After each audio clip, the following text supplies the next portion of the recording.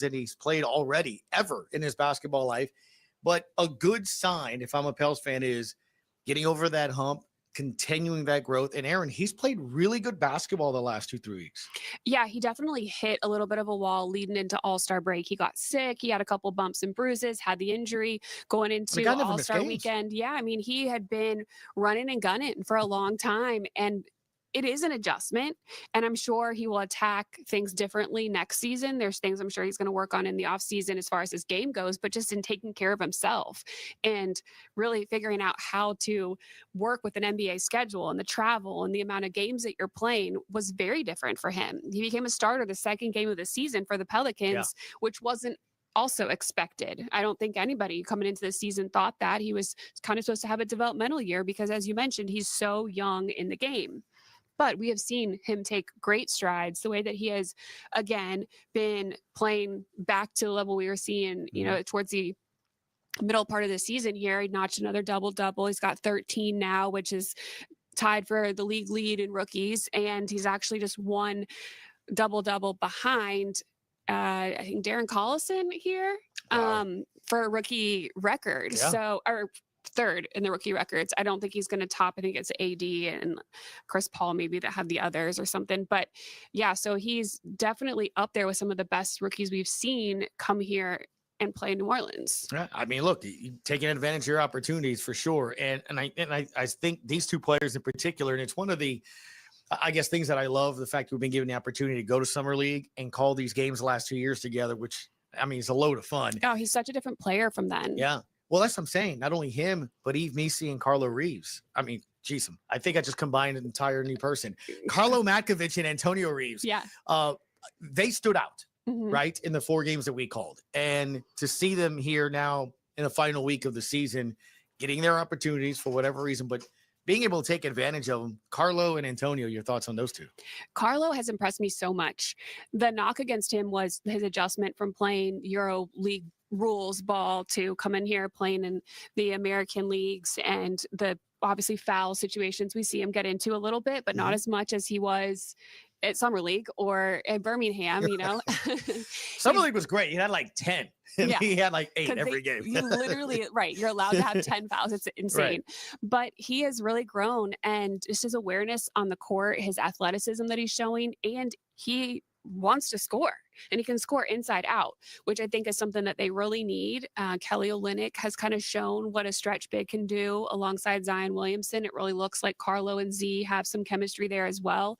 And without Jose Alvarado in the lineup tonight, since CJ McCollum has been out, which has been the past 5 games, Carlo is your second leading scorer on this team. That's incredible. Which is wild at almost 13 points a game. And then it's Antonio Reeves at almost 12.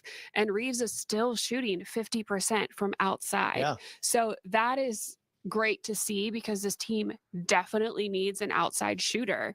You thought you had one in Jordan Hawkins. He's dealt with injury throughout the year, and it's been tough for him.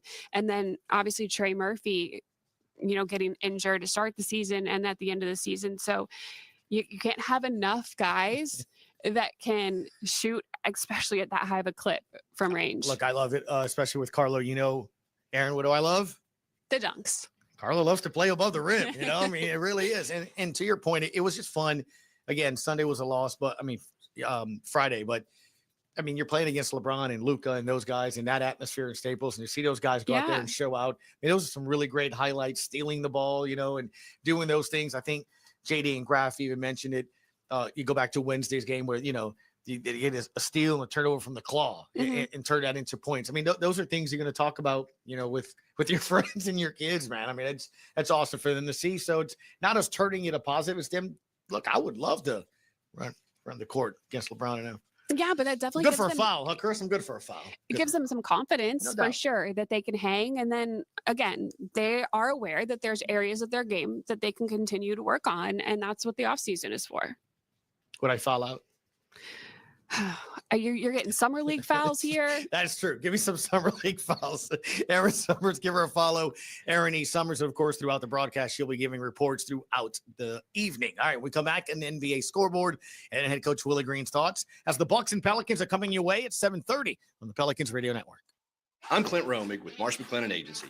We provide business insurance, employee health and benefits, and private client insurance solutions to organizations and individuals. We combine the personalized service model of a local consultant with the global resources of the world's largest insurance broker, Marsh McLennan. Here in New Orleans, we have deep roots throughout Southeast Louisiana that go back over 80 years. At Marsh McLennan Agency, we know more than just insurance. We know New Orleans. Marsh McLennan Agency is a proud partner of the New Orleans Pelicans. Visit us today at marshmma.com. Entergy Louisiana is strengthening our power grid from Lake Charles to Baton Rouge, Metairie to Monroe. Our blueprint covers the state. Nearly 10,000 projects, over 11,000 miles of transmission line.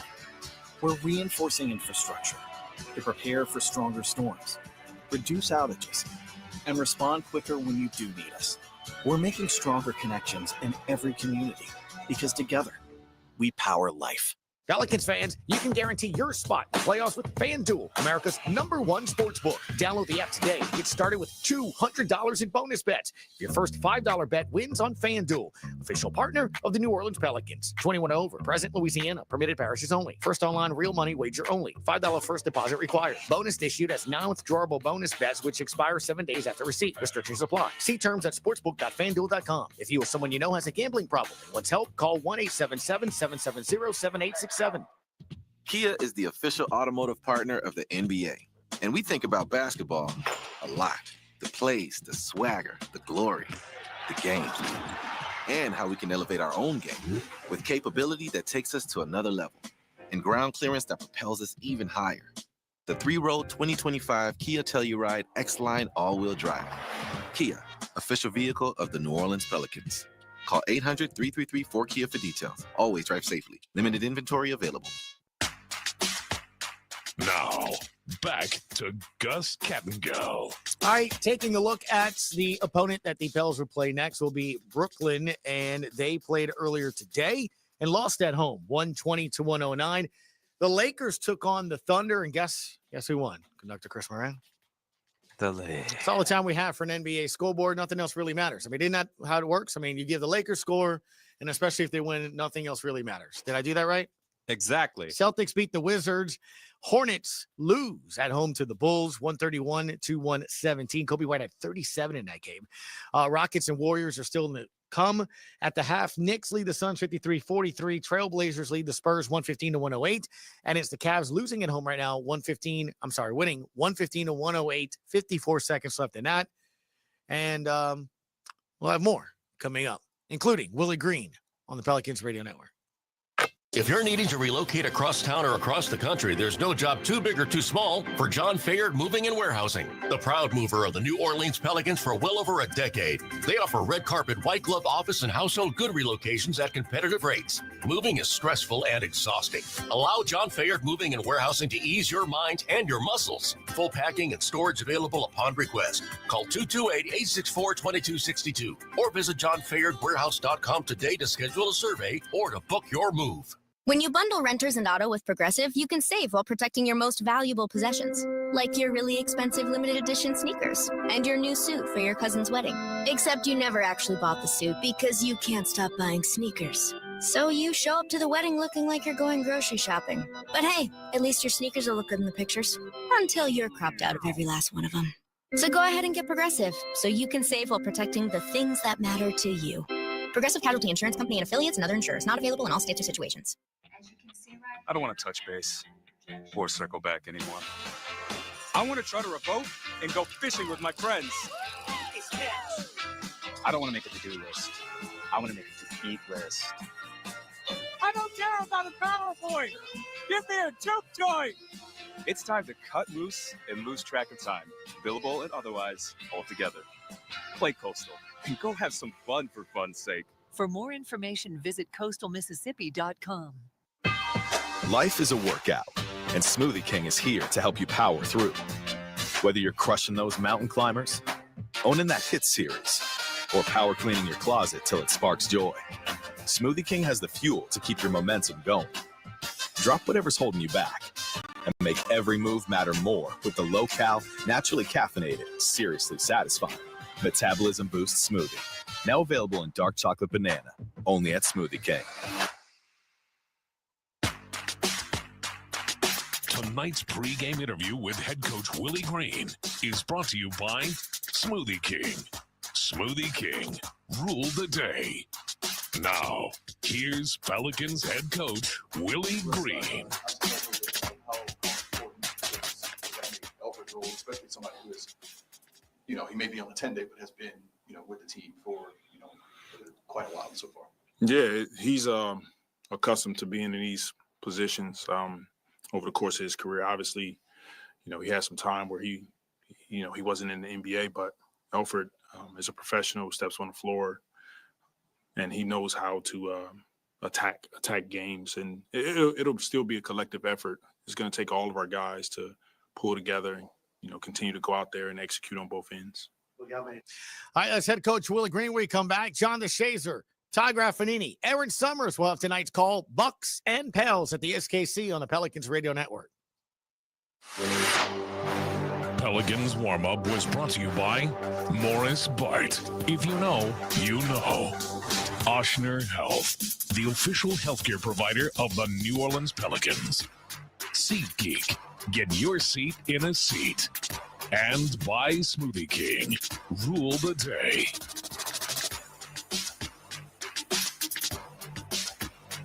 When you get a Pelicans debit card from Keesler Federal, every day is full of possibilities. And free checking saves you extra cash to make those possibilities a reality. Perfect for the things that make you happy.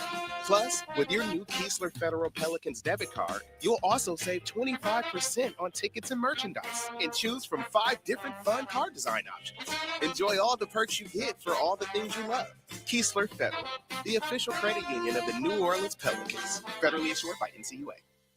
Pelicans fans, you can guarantee your spot in playoffs with FanDuel, America's #1 sportsbook. Download the app today. Get started with $200 in bonus bets. Your first $5 bet wins on FanDuel, official partner of the New Orleans Pelicans. 21 over, present Louisiana, permitted parishes only. First online real money wager only. $5 first deposit required. Bonus issued as non-withdrawable bonus bets, which expire 7 days after receipt. Restrictions apply. See terms at sportsbook.fanduel.com. If you or someone you know has a gambling problem and wants help, call 1-877-770-7867.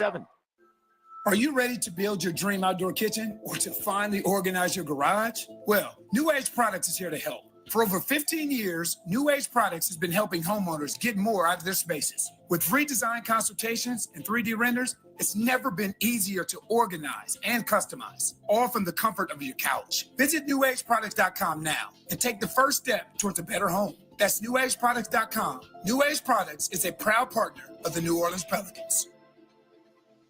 Hey Pelicans fans, SeatGeek is here to help you experience all the action. SeatGeek makes it easy to find tickets so you can be a part of all the courtside celebrations this season. Whether you're buying or selling tickets to Pelicans basketball games or to any other live event in New Orleans, SeatGeek is the place to do it. SeatGeek is the official ticketing partner of the New Orleans Pelicans. The most disruptive idea in ticketing? A ticket that works. Expect the expected. SeatGeek.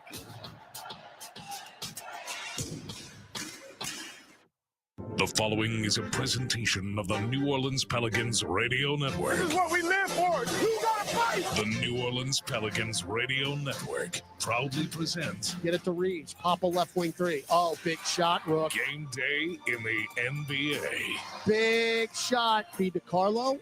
Nail jumper is good, and we're tied at 71. Alvarado, front court right. Drives baseline, underneath the hoop. Reverse layup. Good and one. The Hawkins pop a 3 left wing. Splash for Hawk. Now, with the call of today's game, here's Todd Graffanini. Wow. From the Smoothie King Center, downtown New Orleans, Louisiana, New Orleans Pelicans basketball is once again on the air. Hi again, everybody. Todd Graffanini with you, along with John DeShazer. We're here to bring you all the exciting action.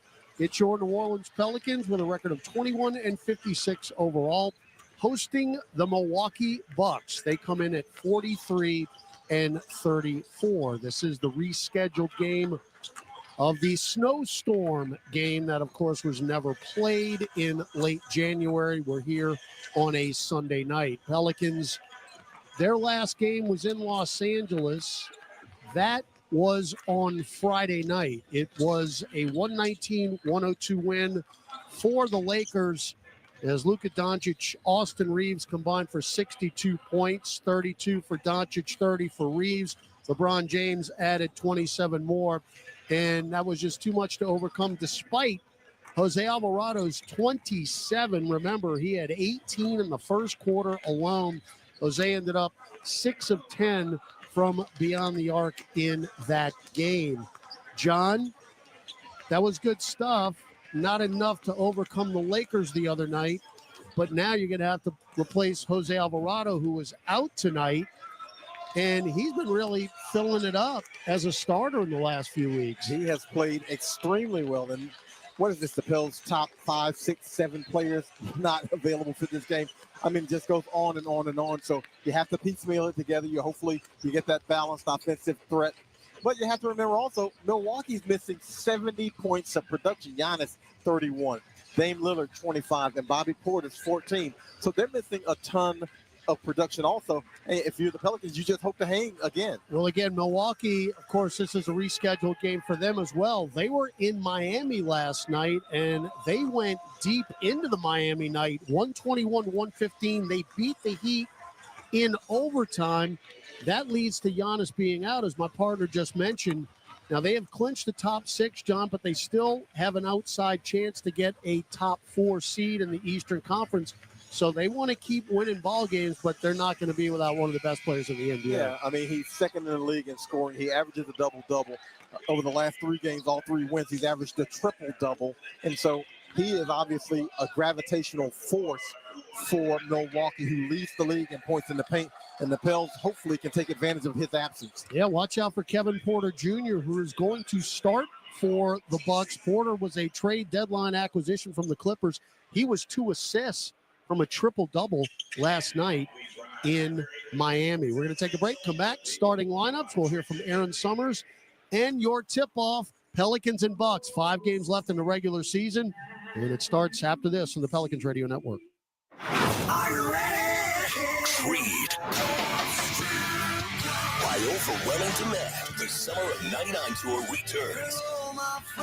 Saturday, July 26th, Smoothie King Center.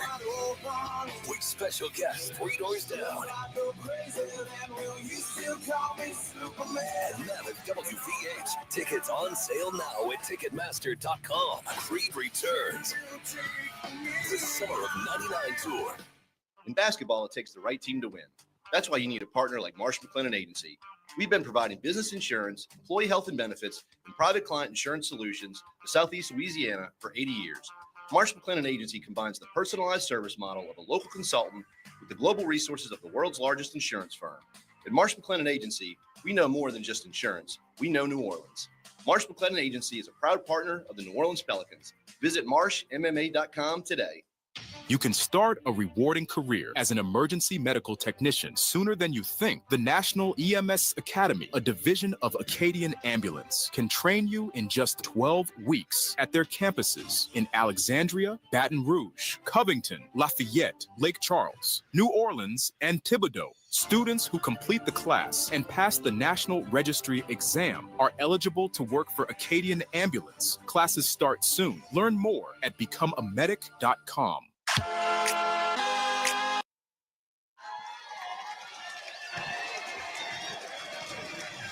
Starting lineup coming up. That was your national anthem here at the Blender, downtown New Orleans. Todd Gravanini, John DeShazer with you. It's the Pelicans and the Bucks. Here are your starting lineups.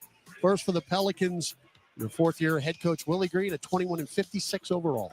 Alfred Payton, 6'4", point guard, University of Louisiana.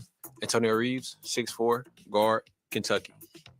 Bruce Brown, 6'4", guard, BU. Keanu Brooks Jr., 6'7", forward, Washington. Yves Missi, 7-foot center from Beto University.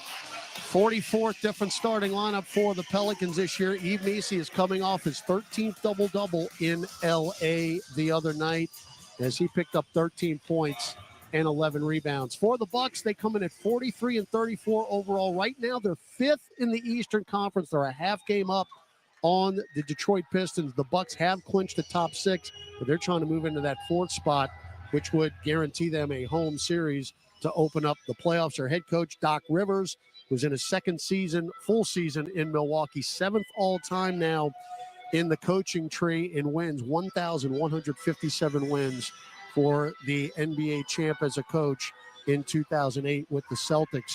They're going to go with a mostly veteran lineup here. Gary Trent Jr., Kevin Porter Jr.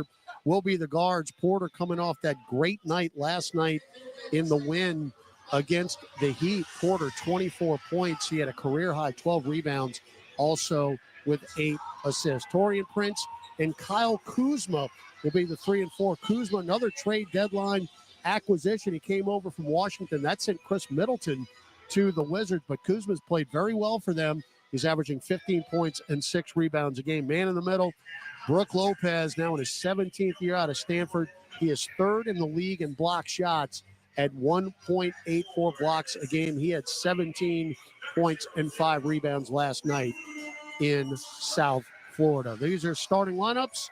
Inactive list for the Pelicans is brought to you by Morris Bart. Fortunately, add another one to the list. Jose Alvarado will not play tonight. Kelly Olynyk is out with rest. Jordan Hawkins, C.J. McCollum, DeJounte Murray, Herb Jones, Brandon Boston, Zion Williamson, Trey Murphy. Whew, I'm out of breath. Those are your particulars. We'll hear from Aaron Summers next. Injured at work? Don't let your recovery get delayed by endless paperwork. LA Health Solutions specializes in workers' compensation and DOL, providing expert care that gets you back on your feet quickly and safely. With convenient locations across Louisiana, we offer personalized treatment plans and handle the insurance process for you, so you can focus on what matters most, getting better. Trust LA Health Solutions, your one solution. To help you heal and return to work, visit lahealthsolutions.com or call 844-496-LAHS today. AmeriHealth Caritas Louisiana helps people get care, stay well, and build healthy communities. Our Medicaid plan offers a wide range of benefits to best meet your health needs and those of your family. Care is the heart of our work, and just like the Pelicans, our team is committed to excellence. Make AmeriHealth Caritas Louisiana your choice today. Learn more about the benefits of our Medicaid health plan by visiting care4la.com. That's care4la.com. This radio presentation of the New Orleans Pelicans, presented by Smoothie King, is brought to you by Chevron, the human energy company. No, followed up and in with 2 hands by Keon Brooks Jr. Energy, we power life. Pop it up for Misi and a 2-hand flush. New Age Products, official garage and outdoor kitchen provider of the New Orleans Pelicans. Inbound to Misi, takes 2 steps and jams right before the shot clock buzzer. And by Smoothie King, rule the day. Drives in, teardrop, around and down from 10 feet away. Now, here's Todd Drapanini. Lays it in. All right, here we go, baby. Pelicans and Bucks from downtown New Orleans. We've got 3 home games left. This is one of them. Let's go courtside to Aaron Summers. Aaron. Thanks, Todd. Despite a couple players being out for both sides, the 3-point defense and ball movement is going to be key for the Pelicans tonight, as the Bucks are leading the NBA in 3-point shooting, and they're ranked in the top 10 in 3-point defense. Luckily for the Pelicans, they had a bounce-back night from outside. Last game out against the Lakers, 14 of 37 from range, and Antonio Reeves is on the court getting another start. He's been shooting 50% over the last 5. Yeah, Reeves has been playing very, very well, along with a lot of his former Birmingham teammates, and now playing with the big club. Your officiating crew, James Williams, the crew chief, Natalie Sago, is the referee. CJ Washington, umpire. Pels in the White Association Edition uniforms and the forest green uniforms for Milwaukee, who wins the tip.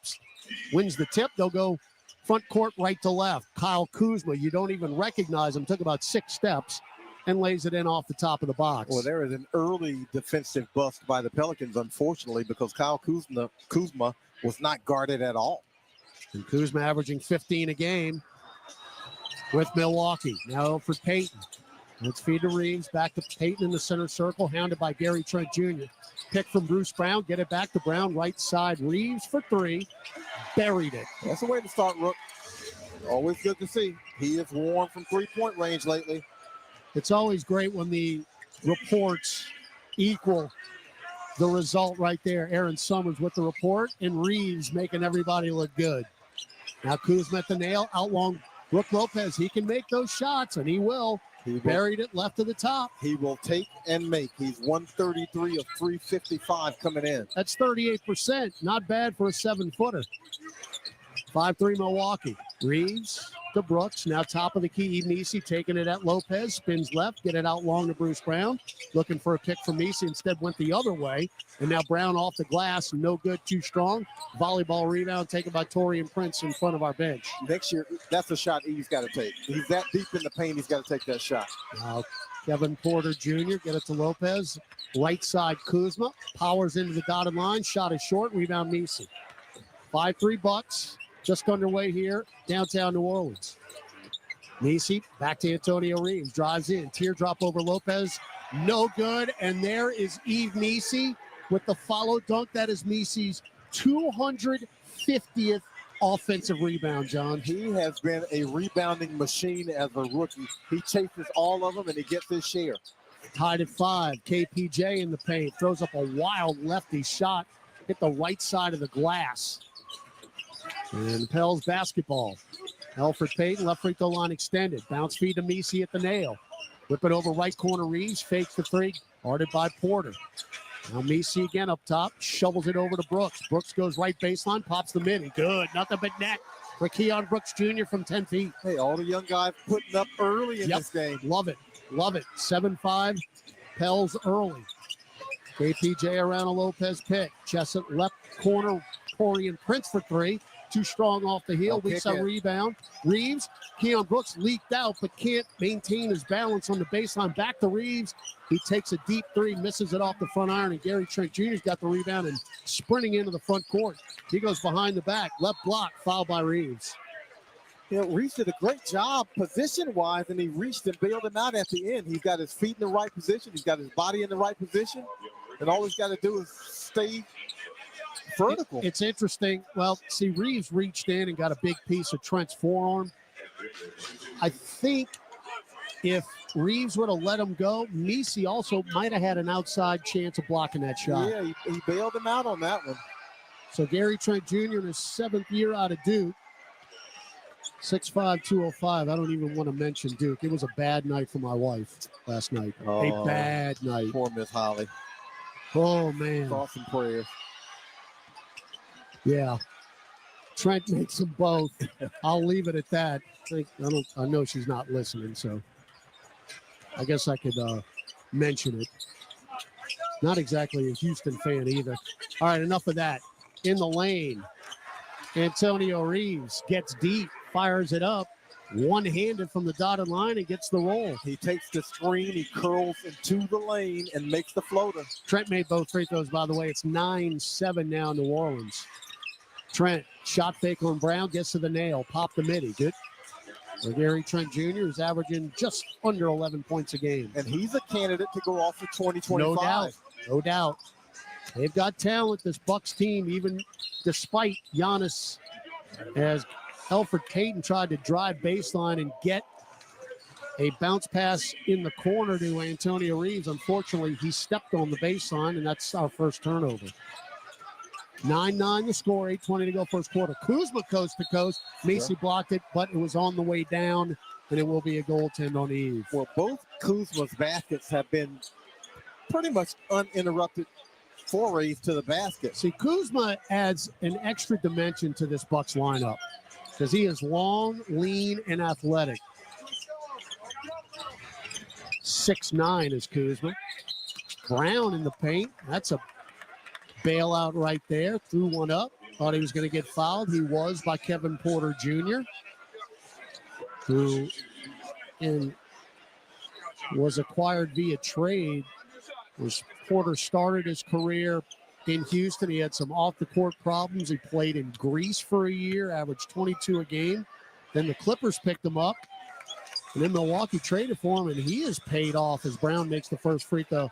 He has been a scoring machine for Milwaukee. He had 24 last night. He obviously does not lack talent. He's just got to make sure he stays on the straight and narrow off the court as much as anything. All right, 2 for the Cowboy. We're tied at 11. So back and forth we go here. 4 minutes gone, first quarter, downtown New Orleans. Porter charges into the lane. Floats one up over Keon Brooks. Front iron no good. Tipped up and in by Brook Lopez. It'll be hard to keep Lopez Yes, it will be. He is all of 7-1. 13-11, Milwaukee. Reeves, bump, get it to Brown. Left wing, deep three. Nope. And a rebound, a flat-footed Brook Lopez. Outlet pass to Kuzma. Kuzma up top beyond the arc. Dribbles left, spinning out long Lopez, pick and pop three. Yeah. See, Brook Lopez has like an old Scott-style center's body, but he shoots threes, so he's hard to deal with. Alfred Payton, backdoor cut to Reeves, shovel it to Meese. Now is he going to go at Lopez? He will not. Get it back to Payton, drives right block, floats up the teardrop, too strong. Weak side rebound, Kuzma. He's got to take those shots. I wonder if Lopez is kind of wigging him out a little bit. Kuzma again, right to the rack, lays it in. That's three. Get to the basket, really uninterrupted. 11-2 run from Milwaukee, who have opened up a 7-point lead now, and Willie Green will take a timeout. I'm sure to talk about defense to his youngsters. So we'll take the timeout with him. 6:58 to go, first quarter. It's the Bucks 18, the Pelicans 11 on the Pelicans Radio Network. Being a Chevron car these days has been quite the adventure. Miami to Seattle, ocean to ocean. I've stopped at so many states and collected so many bumper stickers. Sometimes I feel like a moving passport book. It's just so great what I can do with Chevron with Chevron, because it gives me unbeatable mileage and keeps my engine clean. Plus, there are so many Chevrons along the way. Now the only thing I'm worried about is where to go next and where to put all my new bumper stickers. Chevron with Chevron, fueled by possibility. Pelicans fans, you can guarantee your spot in playoffs with FanDuel, America's #1 sports book. Download the app today. Get started with $200 in bonus bets. If your first $5 bet wins on FanDuel, official partner of the New Orleans Pelicans. 21 over, present Louisiana. Permitted parishes only. First online real money wager only. $5 first deposit required. Bonus issued as non-withdrawable bonus bets which expire 7 days after receipt. Restrictions apply. See terms at sportsbook.fanduel.com. If you or someone you know has a gambling problem and wants help, call 1-877-770-7867. Jazz Fest 2025 is almost here with Pearl Jam, Dave Matthews Band, Luke Combs, Lil Wayne and the Roots, Lenny Kravitz, Casey Musgraves, Santana, John Fogerty, Cage the Elephant, Harry Connick Jr., Patti LaBelle, Joan Jett, Cheap Trick, and hundreds more. The New Orleans Jazz and Heritage Festival, presented by Shell, April 24th through May 4th at the Fairgrounds Racecourse. For tickets and info, visit NOJazzFest.com. Miller Lite, official sponsor of Jazz Fest. We swipe at it. Brooks comes away with it. Back to Jose, back to Brooks. Left corner three. Boom! A little bit of efficiency. That's the hustle play. Now, here's Todd Graffanini and John DeShazer. Season ticket plans for the 2025-26 season on sale now. Secure your plan today. Join us at the Smoothie King Center for every exciting moment. Let's take advantage of complimentary parking for every game if you lock in a qualifying plan by midnight tonight. Visit pelicans.com/season tickets for more info. With John DeShazer, Todd Graffanini with you, top section 112 here in the Smoothie King Center, all in the King Hagedorn between us. He's our statistician. Aaron Summers, courtside reporter in our studio. Gus Gattingell, Chris Moran, conducting things. 6:58 left first quarter. Milwaukee with an 18-11 lead. And Milwaukee scoring almost at will, especially in the paint, 7-11 from the floor. Meanwhile, the Pels are shooting like the guy who just did the grill toss. They're 5 of 4 9 from the field. Oh, no. Well, there'll be an extra grill to give away on Friday night when we get back home against the Heat. Yikes. Neesey trying to go up and under, can't. Lopez cuts him off. Now Brown in the lane. Backdoor cut Reeves, and he blows the layup. Oh, you got great movement. Everything but make the shot. Now Kuzma, left elbow. What a pass by Cowboy. And then we pick Kuzma's pocket. Reeves trying to go coast to coast. Prince gets back in transition. Now Brooks in tight, lays it up and in. It looked like somebody got the net. Yeah, somebody swiped the net. Who it was. And the net got hung up. So Reeves made the layup anyway. Actually, excuse me, that was Brooks. Reeves got the assist. Now KPJ. Pulled down by Brown. No call. Drives in the lane. Runs and floats. No. Long rebound, Ibnisi. Somehow got it instead of Brooks Lopez. Back the other way. Payton. Lob it down. Low post right. Bruce Brown. Backs it out now to Alfred Payton.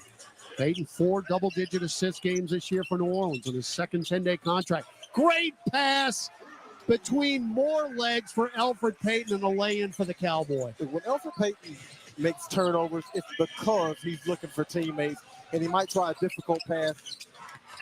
KPJ drives in baseline, and then Kuzma misses the floater, and Bruce Brown just ripped the rebound away from Kevin Porter Jr. Back the other way, Brown lob it up to Messi, and there is Brook Lopez to stuff the alley-oop. Volleyballed out, though, now to Alfred Payton, shovels it back. Keon Brooks, who avoids Lopez and lays it in with a left hand. That's great hustle by the Pelicans, and they come up with a 50-50 ball after the great defensive play by Lopez. So 6 straight out of the timeout for New Orleans. We're down 1. Kuzma, Euros in, get it to KPJ, spins and dunks.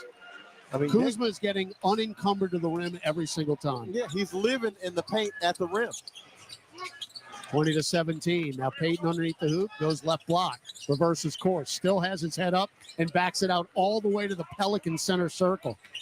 2-man game now with Messi. Lob it up to Eve, deflected, and a foul by Kuzma. Now, if this isn't a shooting foul, we're going to have problems. See, I don't know if Eve got his hands on it, though. That's why it might not be a shooting foul. We've seen several of these that should have been shooting fouls. And it's not. Yeah, I don't know if he got his hands on it. We're not going to see a replay either. Messi was headed to the line, said, I'm definitely trying to dunk that, but instead it's going to be a side out. Carlo Makovic in for Messi, who leaves with 4 rebounds. Jamal Cain in for Alfred Payton, who played 7 minutes, has 3 assists, hasn't scored with a rebound. And we've seen about probably 10 of those that have been much more egregious, where it was obvious the guy was shooting it when he was fouled. Right, Pels trail 20-17, 4:40 left first quarter. Bruce Brown loses it, got it back, not a carry. Barely. Outlong Antonio Reeves. High pick from Carlo. Get it back to Makovic. Pop a nail jumper. Back iron, no good. Rebound KPJ. Good execution on the 2-man game. Just didn't make the shot. Now A.J. Green's in, along with Ryan Rollins. A couple of youngsters for the Bucks. Lopez up top. Shovels. Actually goes through the legs. Get it to KPJ. Right wing 3. No good. Rebound Makovic. Collides with Antonio Reeves and then chests it out on his seated position to Bruce Brown. With Unsell. Crosses over. Bounce feet of the cutting Makovic. Double pump. Boy, KPJ's all over the place defensively. Back it way out now to Bruce Brown. Brown around a Makovic pick. 2-man game again. Drives in. Floats it up to Carlo and lays it in. Yeah, the Pels have been able to penetrate and get a couple of lobs in. So hopefully they'll continue to be able to do that because they're drawing Brook Lopez to them defensively. 12 of our 19 points are in the paint. We trail by 1. Rollins, pick from Lopez, still dribbling. Rollins out of Toledo in his 3rd year. Left-hand dribble drive, spins, chests it over to Green, pop a right corner 3, and he will bury that, and that's what you cannot do with A.J. Green. Leave him open. Cowboy was looking at Rollins. He took his eyes off A.J. Green, and Green relocated to the corner. 42% from beyond the arc is A.J. Green. Again, Bucks are number 1 in three-point percentage. Makovic right wing 3 is no good. We start out 1 of 4 from beyond the arc. Bucks are 3 of 5. KPJ, coast to coast, bumped by Carlo, misses the layup. Volleyball taken by Makovic. Pels down 4, 3 minutes left first quarter. Brown, nearly at his pocket pick by Rollins, maintains the dribble though, backs it way out. Brown around a Carlo pick, drives on Lopez. Righty layup is rattling it down. Got one shoulder in front of Lopez, able to position himself to where Lopez couldn't block that shot. I mean, Brook Lopez, he's got to be tired.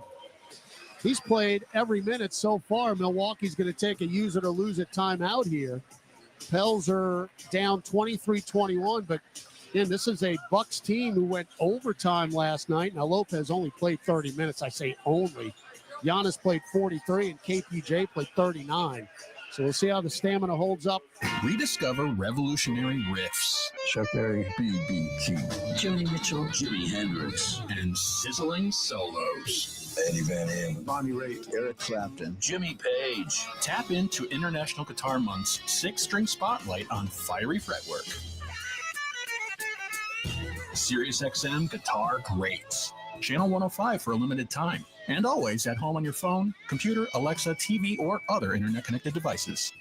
The first place to talk hoops every weekday morning is the starting lineup with Frank Isola and Brian Scalabrine. Overrated? Do you watch the guy play? He's unstoppable. They're breaking down all the latest from the association. I think he's a baller, and I think people would give up assets to get a guy like that. Along with some laughs. Kevin Durant, you need to get married and be miserable like the rest of us. Reprimanding the fans for booing. It's like, come on, man. The starting lineup, weekday mornings from 7 to 10 Eastern. Only on Sirius XM NBA Radio, Channel 86, and the Sirius XM app. Did you know you can get home and away feeds for every MLB, NHL, and NBA game on your phone? 3 for the win! He got it! Every game, all season. It's all on the Sirius XM app. It's out of here! Sports, the way they're meant to be heard. With your hometown announcers just a tap away. It is gone! An incredible finish! Search for your team and tap the plus sign to add it to your library. Every game, all season. Get closer to your team with the Sirius XM app. Shoot, he scores! Because sometimes the music needs to speak for itself. Set the mood with instrumental channels on the SiriusXM app. From smooth jazz and epic orchestras to lo-fi beats and high-energy rock anthems. Find over a dozen instrumental channels available anytime. At home, on your phone, computer, Alexa, TV, or other internet-connected devices. Hey, this is Brian Geltzeiler. Wake up early with me in 2007 NBA Coach of the Year, Sam Mitchell, every Saturday morning from 7 to 10 a.m. Eastern as we break down everything NBA on Channel 86. Which will be the second of a back-to-back. We'll be taking on these Bucks in Milwaukee on Thursday. First stop is Brooklyn. That's Tuesday. Then the Heat here next Friday. And then a week from today will be the Thunder. And that will be that. 23-21, Milwaukee leading New Orleans, 2:45 left first quarter. Pels 14 of their 21 in the paint. What they've been able to do is dribble drive, draw Brook Lopez, and toss the lobs to be able to score 7 of 10 from the field in the paint. All right, out of the timeout, Bucks with the basketball. Gary Trent Jr. will get it to A.J. Green, and now they'll swing it around to Rollins, left corner three. That's a clang, long rebound to Jamal Cain. Crosses over Green, stops on the elbow, get it back to Elfrid Payton. Payton bounce feed to Carlo, puts it in with a baby right-hand hook right underneath the hoop. Carlo hanging out in that dunker spot, and Elfrid Payton will find you if there is space. Pete Nance, younger brother of Larry, is in the ball game. One of the two-way players for the Milwaukee Bucks. As Trent in the paint just spins, says, ain't nobody checking me. I'll just knock this down, no problem. Yeah, they're just having too easy a look in the paint. But hopefully that's something the Pels can shore up here. So Green, Nance, Kuzma, Rollins, and Trent. Lester Quinones just checked in. Two-way player for the Pels, drives the lane and lays it in with a left hand. That's a good down-the-hill move by Quinones. And goes to the left hand to get it over Kuzma. Tied at 25, 90 seconds left in the quarter as Jamal Cain tried for the interception. It was an aggressive play. He didn't get it. It was not a great pass by Green, but unfortunately Cain missed it and then rammed into Kyle Kuzma for the foul right at the midcourt stripe. And we had one to give. There's 1:29 left in the first quarter. Small thing. If he goes for that with the right hand instead of the left, he avoids the foul. Now Rollins unencumbered to the rack, and Makovich says, get that out of here. Block shot. Back the other way, Elfrid Payton. Carlo pancakes him against the glass. Payton lob it up to Carlo. And the catch is not made, but there is Jeremiah Robinson-Earl. Right place, right time. Just picks it up and lays it in. Call that Jeremiah on the spot. 60 seconds left first quarter. First two for JRE. Pels up 2. Nance straddling the arc up top. Oh, and a cheap foul. I believe it's on Quinones. It is. And now we're over the limit. That's going to be 2 free throws for the Bucks. Quinones just trying to battle through a screen and got too much of Pete Nance, but they're going to put Rollins on the line. He was pushing Quinones away. He was holding Rollins. Rollins trying to free himself, but he was grabbing him. So Rollins, a two-way player to start the year, converted to a standard contract in early March. First free throw is no good. He's 82% from the stripe. And he is actually now playing a lot. Is Rollins. A couple of 20-point games this year. 82% from the line, 42% from beyond the arc. He started last night's game in Miami. Yeah, he's averaging right at 14 the last 5, and he's shooting over that 5-game stretch. 72% from 3. So 1 of 2. And the Pels have a 1-point lead, latter stages of the first quarter. Shot clock at 10, game clock at 43. Elfrid Payton near the center circle. Pick from Makovich, roll to the rack, get it back to Carlo. Hangs in the air, off the glass and in. If there's a better two-man game than Payton and Makovich in the last couple weeks, I have not seen it. They can score. Now Kuzma again goes through 3 defenders, had it blocked. Kane was backpedaling, caught the block shot from Makovich on the baseline. Yeah, that's a good defensive effort. Kane just backpedaling, didn't know where he was. Rollins baseline left. Chests it out long, Gary Trent Jr. One-on-one with JRE. He'll pop a deep 3. Nope. Rebound on the deck. Pete Nance got it back. Shovels it to Trent. Teardrop at the nail is good. If you had Pete Nance grabbing the offensive rebound and second chance points opportunity on your bingo card tonight, congratulations. I wonder if Larry's watching. You know good and well he is. I don't think the Hawks, actually the Hawks are playing tonight, so maybe he's not. Quinones with 3, with 2. Head fake on Nance underneath the hoop. Got to put it up. Lester lays it in. Stupid style. Left restricted arc as the game clock expires, and another very entertaining quarter with these young Pelicans who grab a 3-point lead after one against Milwaukee. Quinones looked like he held it too long, but he got it off just in time. And there are 7 Pelicans who scored in that quarter. We head to the second. Pelicans 31, Bucks 28 on the Pelicans Radio Network. You can start a rewarding career as an emergency medical technician sooner than you think. The National EMS Academy, a division of Acadian Ambulance, can train you in just 12 weeks at their campuses in Alexandria, Baton Rouge, Covington, Lafayette, Lake Charles, New Orleans, and Thibodaux. Students who complete the class and pass the National Registry exam are eligible to work for Acadian Ambulance. Classes start soon. Learn more at becomeamedic.com. Over the last century, United Way of Southeast Louisiana has been the force for good in our community. We've been at the forefront of improving outcomes in education, income, and health for every person everywhere. Together, with you and our partners at the New Orleans Pelicans, we're rolling up our sleeves and mobilizing the power of people, offering ways for you to create a community strong enough for the next 100 years. Visit UnitedWaySELA.org to join us today. Have you heard that you can watch Pelicans games for free on the Gulf Coast Sports and Entertainment Network? All you need is a flat antenna from Channel Master. Visit channelmaster.com for all your television antenna needs. These aren't those big rabbit ears you grew up with. Channel Master can set you up with a sleek new flat antenna for as low as $35. For a limited time, use code PELS20 to save 20% on your entire purchase. That's PELS20 to save 20% at Channel Master.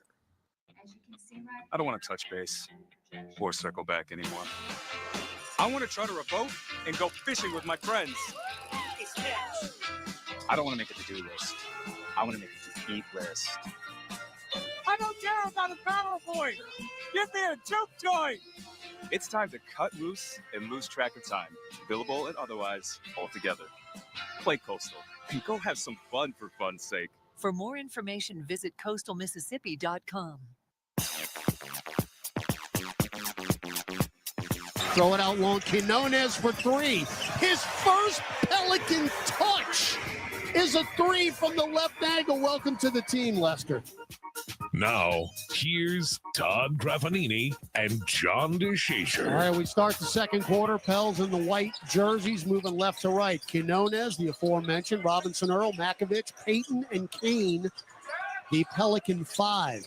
Milwaukee in the Kelly green. Actually, the forest green, excuse me. JRE, three-pointer, right corner, no good. Got his own rebound, though. Back to Quinones. Cross-court pass over to Elfrid Payton. One dribble. Back to Quinones. One-on-one with Green. Spins him around like a top and then pops a deep 2. No good. Rebound, Pete Nance. Pels finished that first quarter 10 of 14 from the field after starting 4 for 9. Trent for 3. He's on a heater. Trent can score. Yeah. He's already in double figures with 11. He's really, right now, their only legitimate scorer that's on the floor. Well, Kuzma can score too. And we're tied at 31. Oh, my heavens. Carlo Makovic drives in. Pete Nance flat-footed. Makovic says, I'll take this too. Just lays it in. Carlo Makovic, his athleticism is no longer a mystery. You got to know that he can get up. And he just gains confidence every night. Now Trent again gets to a spot, knocks it down. So Gary Trent now with 13 of Milwaukee's 33 points. And we're tied at 33. Playing like Clark Trent. Elfrid Payton crosses over Rollins, gets to the rack, floats it up too strong. Rebound Rollins. That would be the weakness in Elfrid's game, scoring the ball. Rollins coast to coast. Lays it in. Well, another unencumbered foray to the basket. So they've got 16 points in the paint. We've got 24, though. Now JRE out long. Just it over to Payton. Get it down low. Carlo right through his hands. Intercepted by Rollins. Should have been caught, though. Kuzma will get a layup out of this. And it's rim and glass. Good. 37-33. Bucks now with a 4-point lead. Pels have turned it over just 2 times. That was one of them. Elfrid lob it up to Carlo, deflected by Kuzma. And there's another turnover. Kuzma back the other way. Threw it to nobody. Let's see, Pete Nance got to have his head up. You would expect that Kuzma and Pete Nance have not played very much basketball together. No, not at all. Pete Nance running to the basket, not even looking for the ball. And Kuz throws it right by his ear. But Kuz made a smart defensive play on the other end. He has taken note of Carlo Makovic, and he played it for the lob. Right, Pels down 4. 9:35 left first quarter. Quinones around a Misi pick. He just checked back in. Lester crosses over Nance, gets to the rack. Lefty layup is blocked. So Pels are on a drought right now. Back the other way. They'll get an easy dunk. Oh, and Rollins missed the layup. It was an alley-oop. He should have dunked. He didn't even lay it in. I think he tried to dunk it, and he just didn't get high enough. Now free ball Payton, no good. Rebound JRE. Missed a point-blank shot. Elfrid might have shot the flattest 3 I've ever seen. 5 straight empties for New Orleans. 3-ball Green. Short. Rebound JRE. Took it away from Kane. Somebody put the ball in the bucket here. Elfrid Payton. Hard drive to the rack. Cut off by Nance. Bounce feed out long Kane. Top of right wing 3. Around and out. And the drought continues for New Orleans. Rebound Ryan Rollins. That's his 3rd. Pels down 4. No offense at all here. Early second quarter. Yeah, up and down, back and forth, and no points to show for it. Backdoor cut Kuzma. Easy pickings. And a layup as Rollins fed him to the rack. Kuzma can score. Trent can score. Kuzma's got 5 baskets. I think all 5 have been layups. He's 4 of 7. From the field, we're down 6 again. Oh, Kane. Euros in. Blocking foul on A.J. Green. Free throws coming up for Jamal Kane as Antonio Reeves and Keon Brooks will check back into the ballgame for New Orleans. Yeah, thank you for the correction, partner. Kuz 4 baskets. Still, I still think all layups. They just added that bucket. So you were right the first time. Okay, come on, folks, keep up with me. A little slow on the stat monitor and free throw to Jamal Kane, no good. Andre Jackson Jr.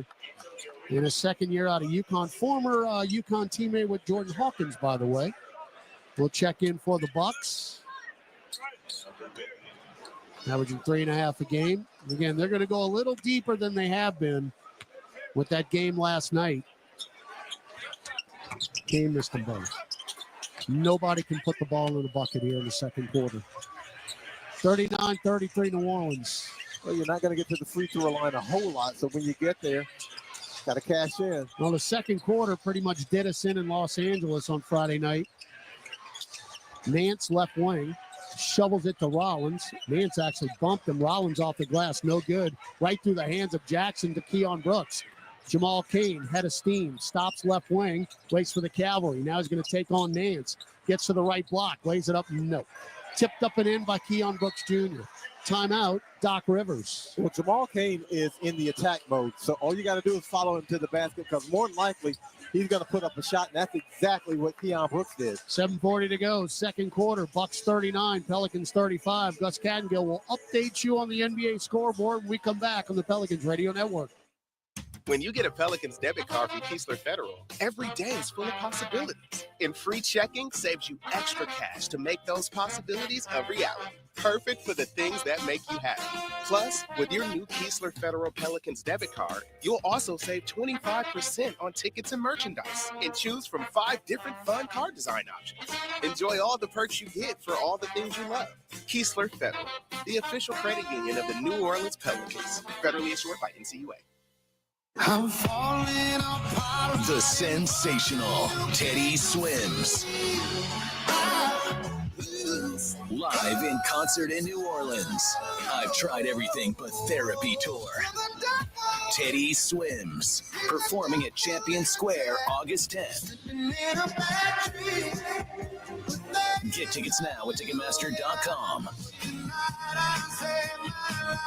For more, visit TeddySwims.com. Hey, Pelicans fans, SeatGeek is here to help you experience all the action. SeatGeek makes it easy to find tickets so you can be a part of all the courtside celebrations this season. Whether you're buying or selling tickets to Pelicans basketball games or to any other live event in New Orleans, SeatGeek is the place to do it. SeatGeek is the official ticketing partner of the New Orleans Pelicans. The most disruptive idea in ticketing? A ticket that works. Expect the expected. SeatGeek.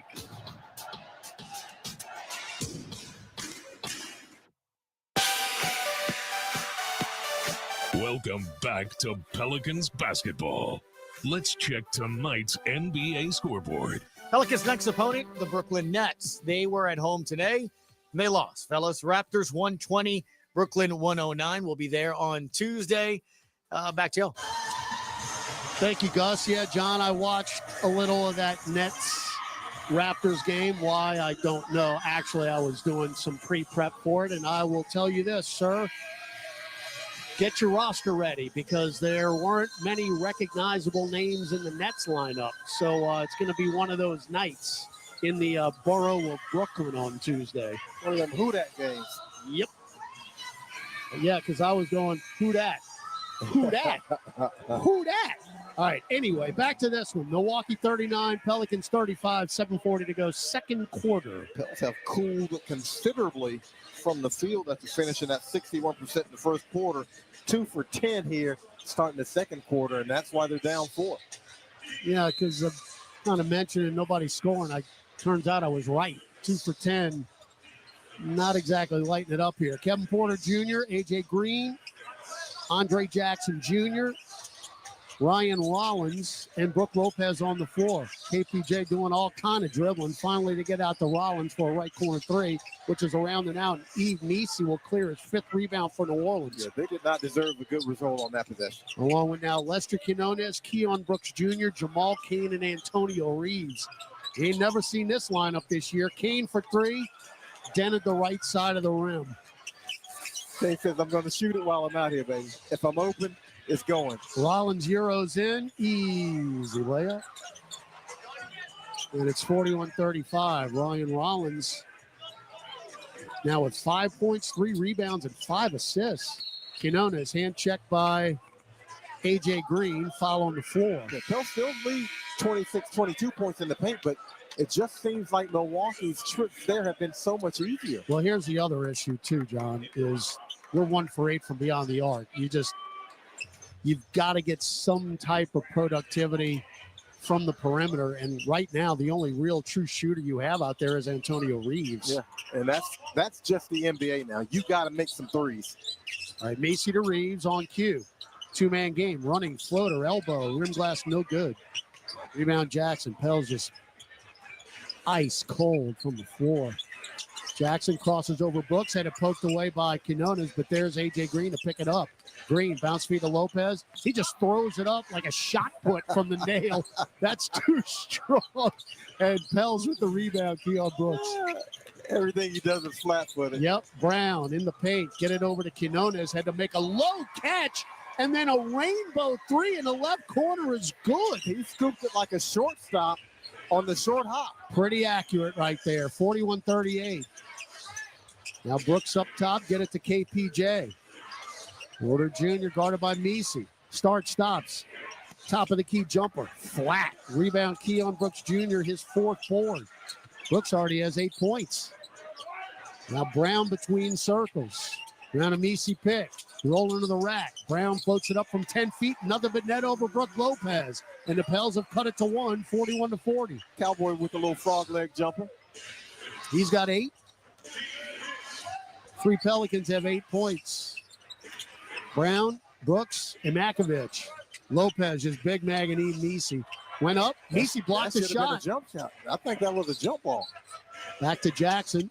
Drives into the paint. Ooh, is that a double dribble? It had to be carry? something. Jackson doing all kind of motion, floats it up, no. And a flat-footed Brook Lopez picks it with his right hand, doesn't jump, and lays it in. That was a either discontinued dribble or a carry. One or the other. So Lopez's shot never should have counted. Back the other way. Messi takes it right at Lopez, which we've been waiting for all game.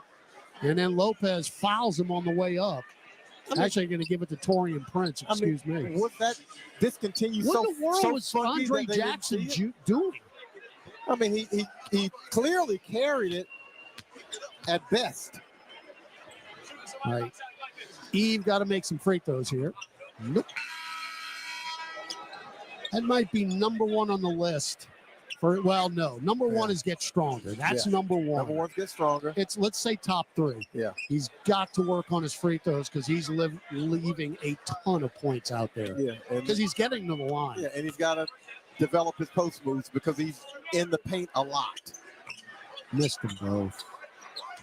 It's another reason, too. He's got 13 double-doubles. Think of how many free throws he's left out there in games where he could have more than 10 points. Pels down 3. Lopez with the catch, left block. We're going to try to double him. Shovels it out to Porter, steps into a wing 3. I mean, that was in rhythm. Yeah. And the lefty KPJ knocks it down. And just like that, the Bucks are up by 6. And with those 2 missed free throws, that's a 5-point swing. And that's an inside-out game. You have to double Brook Lopez, and he finds the open teammate on the swing. Now Brown a Messi pick. Splits defenders. Pops 1 from 10. Good.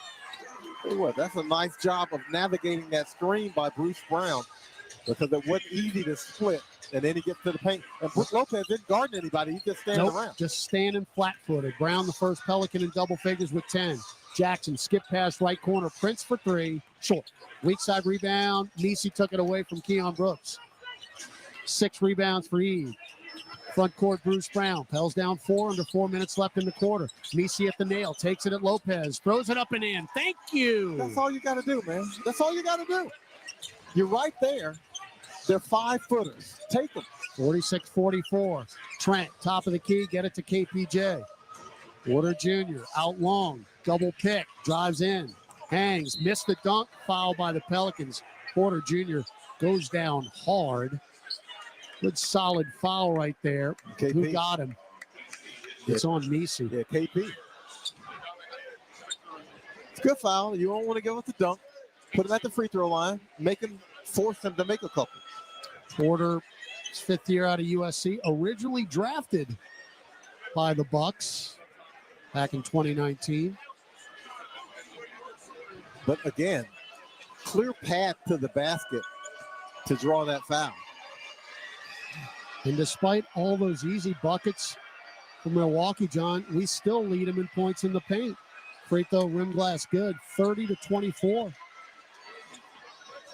But we're 2 of 9 from beyond the arc. That doesn't help. Oh, by the way, we're doing it to ourselves again at the free throw line. We're 2 of 6. Second free throw, no good. Eve Messi again. Another board. You know, he'll have 10 rebounds in the half. Milwaukee has been a really good rebounding team all year long until the last 3 weeks. They're really not a good rebounding team at all right now. 26th in the league. Yeah, don't help that Giannis thing out there. Brown, that's exactly it. Brown went baseline, beautiful bounce pass. Quinones, reverse layup for the Cowboy. 47-46, 3:10 to go, second quarter. A little bit of motion will get you great looks. Lopez wide open three. Front iron. Rebound Cowboy. Bruce Brown takes it into the front court himself. Little hop. Hop along Cassidy. Off the glass, no good. Fouled up and in by Antonio Reeves. Shake it like a Polaroid picture. And the Pels have the lead, 48-47. Reeves now with 5. Got to start tonight. Trent, mid-range. Yep. Is he missing anything? I don't think he is. He's only missed one shot. 6 of 7, 15 points. Pels down 1. Quinones spins around, gets it on a shovel to Messi. Now back to Bruce Brown. Brown, triple team, spins out of it. Gets to the dotted line. Bounce feed to Eve. There's the catch. There's the spin. And there's the layup with a left hand. You got to be able to score those because, again, Brook Lopez just standing in the lane defensively, waiting for the drive. And so Eve Messi should have some clear paths to the basket. Lopez wide open. Missed the 3, though, right wing. They're going to leave him open. He's going to continue to fire him up there. Now, Antonio, head fake on Lopez. Tiptoes the baseline. Get it right corner to Quinones. And Torian Prince.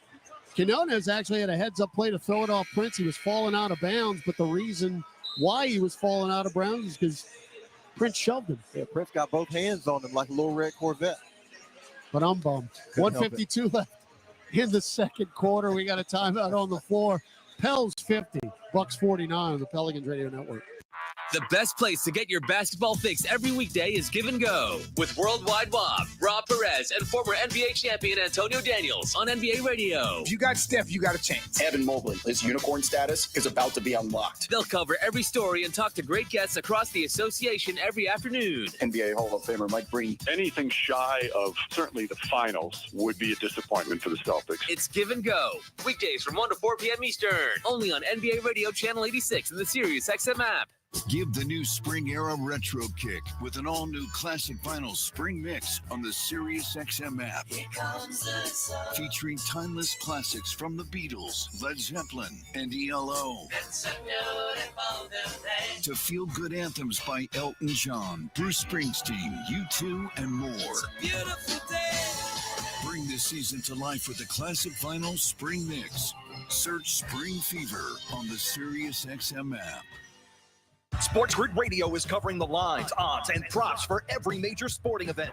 The Final Four. Cinderella's a cute story. Cinderella always goes home at midnight. MLB opening week. They are stacked, and the Dodgers had that win total yesterday, posted at 103.5 for good reason. And the NFL Draft and the Masters are on the horizon. He's already sub 5-1 to win the green jacket. If you're betting on it, we're covering it. They're plus 320 price right now to win the World Series. Sports Grid Radio, channel 159 in the car and on the Sirius XM app.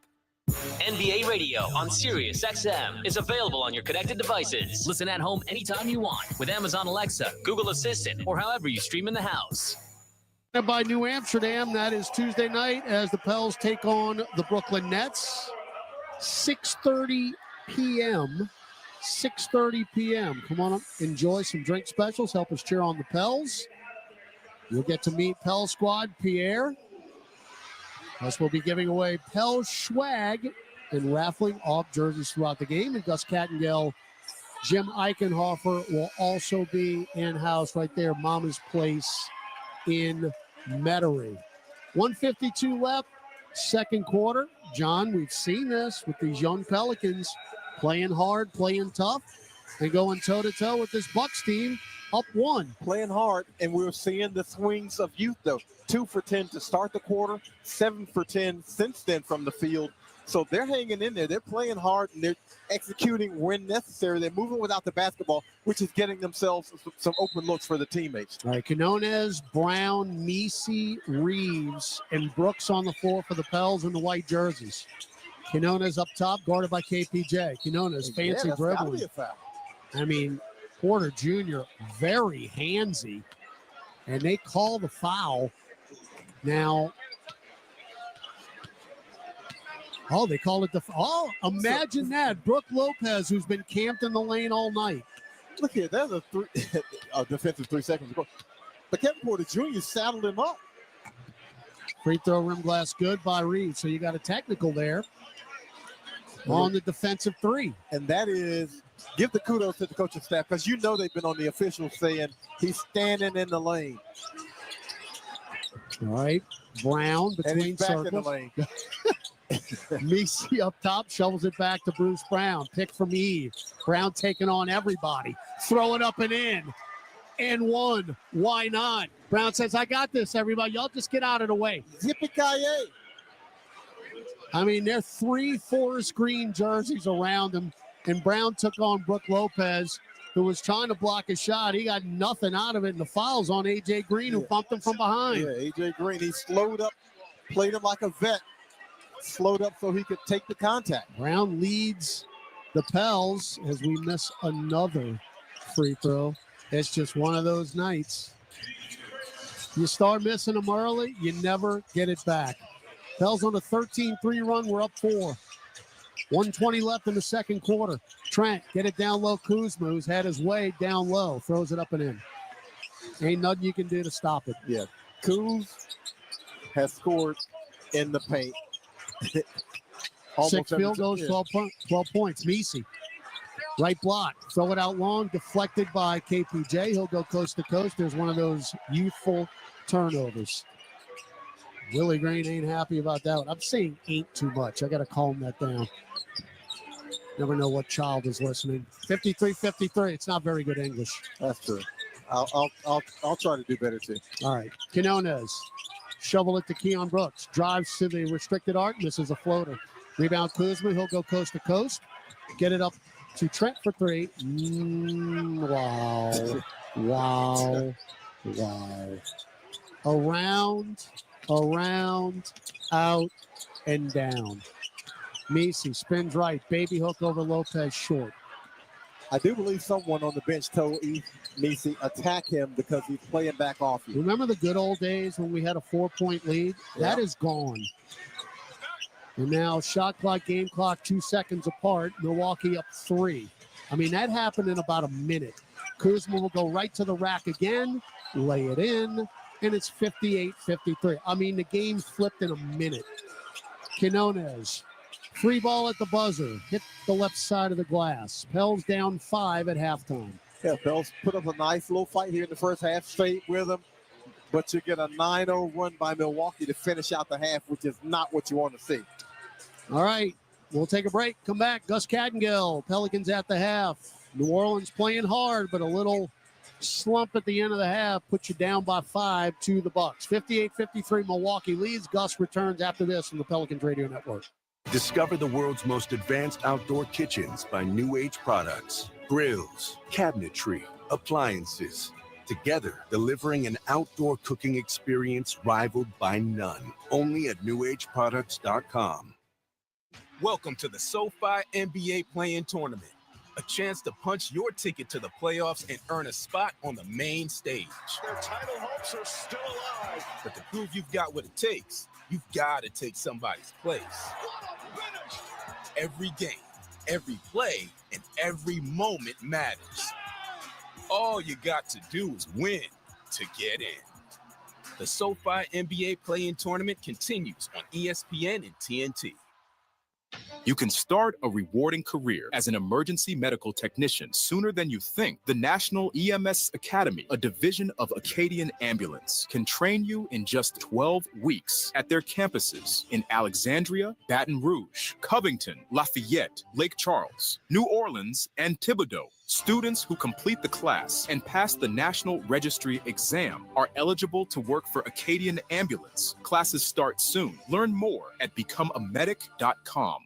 Jazz Fest 2025 is almost here with Pearl Jam, Dave Matthews Band, Luke Combs, Lil Wayne and the Roots, Lenny Kravitz, Casey Musgraves, Santana, John Fogerty, Cage the Elephant, Harry Connick Jr., Patti LaBelle, Joan Jett, Cheap Trick, and hundreds more. The New Orleans Jazz and Heritage Festival, presented by Shell, April 24th through May 4th at the Fairgrounds Racecourse. For tickets and info, visit NOJazzFest.com. Miller Lite, official sponsor of Jazz Fest.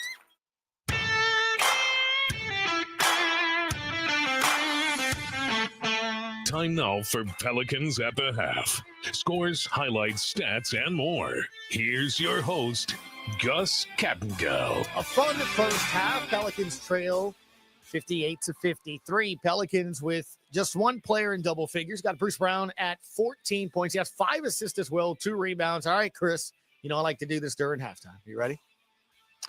That's a wonderful head shake. Hey, love the enthusiasm. Not so ready? Let's Much go. better. Right. Thank you. Is he going to get a double-double? 16 minutes of action, 14 points, 5 assists. Can he get 5 more dimes? I'd say yes. You're going to go with the way yes. he's playing, yes. All right. Keon Brooks Jr. in the starting lineup as well. 17 minutes of action. He has 8 points, 5 rebounds. Will he get a double-double? No. Oh, that's a real shame. 9 rebounds. It's a real shame. If you're a member of the Brooks Jr. family, feel free to email Chris. I'll give you the email here in a second. I don't know it. Yves Misi, 17 minutes, 6 points, 7 rebounds. Will he get a double-double? Has to get one. Okay, he did get one recently, right? He's had so many 9 rebound games. He's done good. 250 offensive rebounds. That's one of the highlights you'll be hearing here throughout the game. In a putback dunk earlier in the game. Antonio Reeves, 8 points, 2 rebounds, and assist. I want to ask you if he will get a double-double because he doesn't have anything. Thank you, John. As always, appreciate it, bud. Alfred Payton, no points in 14 minutes, but he does have 6 assists. I don't know if he can get a double-double on that. No. Okay. But at least, hey, that's not a bad thing. A couple of starters in the starting lineup with possibilities of some double-doubles in the second half. And I guess the reason I did that was to show you that you are getting a lot of effort from a lot of guys on a team that doesn't have a lot of players playing for them, including Jose Alvarado not playing tonight. So some other guys had to step up. Look, Lester Quinones with 7 points in 15 minutes. He has 2 assists to go to his tally. Carlo Matkovic, how about efficiency? This is like the Zion efficiency box score. Ready? Only 7 minutes. 8 points and 2 rebounds and a block in there. 4 of 6. Pretty efficient, don't you think? Expert analysis there by our Chris Moran. 24-47, 51% for the Pels. 2 of 10. Back to our analysis desk. Chris, you'd have to shoot the 3-ball better. Yes. There it is. 3 of 8 from the free throw line as well for the Pels. As far as Milwaukee, no Giannis, as they played yesterday, so he didn't play today. They have 3 players, though, in double figures. Trent Jr. has 18 points. Brook Lopez has 10. And Kyle Kuzma, 14 points, 4 rebounds, and 4 assists. They're shooting 51% like the Pelicans, but they've made 4 more threes, 6 of 15 for 40%. Biggest lead for the Bucks has been 7. Biggest lead for the Pels has been 4. And points in the paint going to New Orleans, 38-30. Your halftime score, 58-53 on the Pelicans Radio Network. Pelicans fans, the season is winding down, but there's still time to get your hands on the official Crumble Pelicans cookie. This delicious game day exclusive treat is baked fresh and available only at the Smoothie King Center on home game days and at select Crumble locations. With its rich flavors and signature Pelicans flair, it's the perfect way to celebrate your team before the season wraps up. Don't wait. Just like the season, it won't be here forever.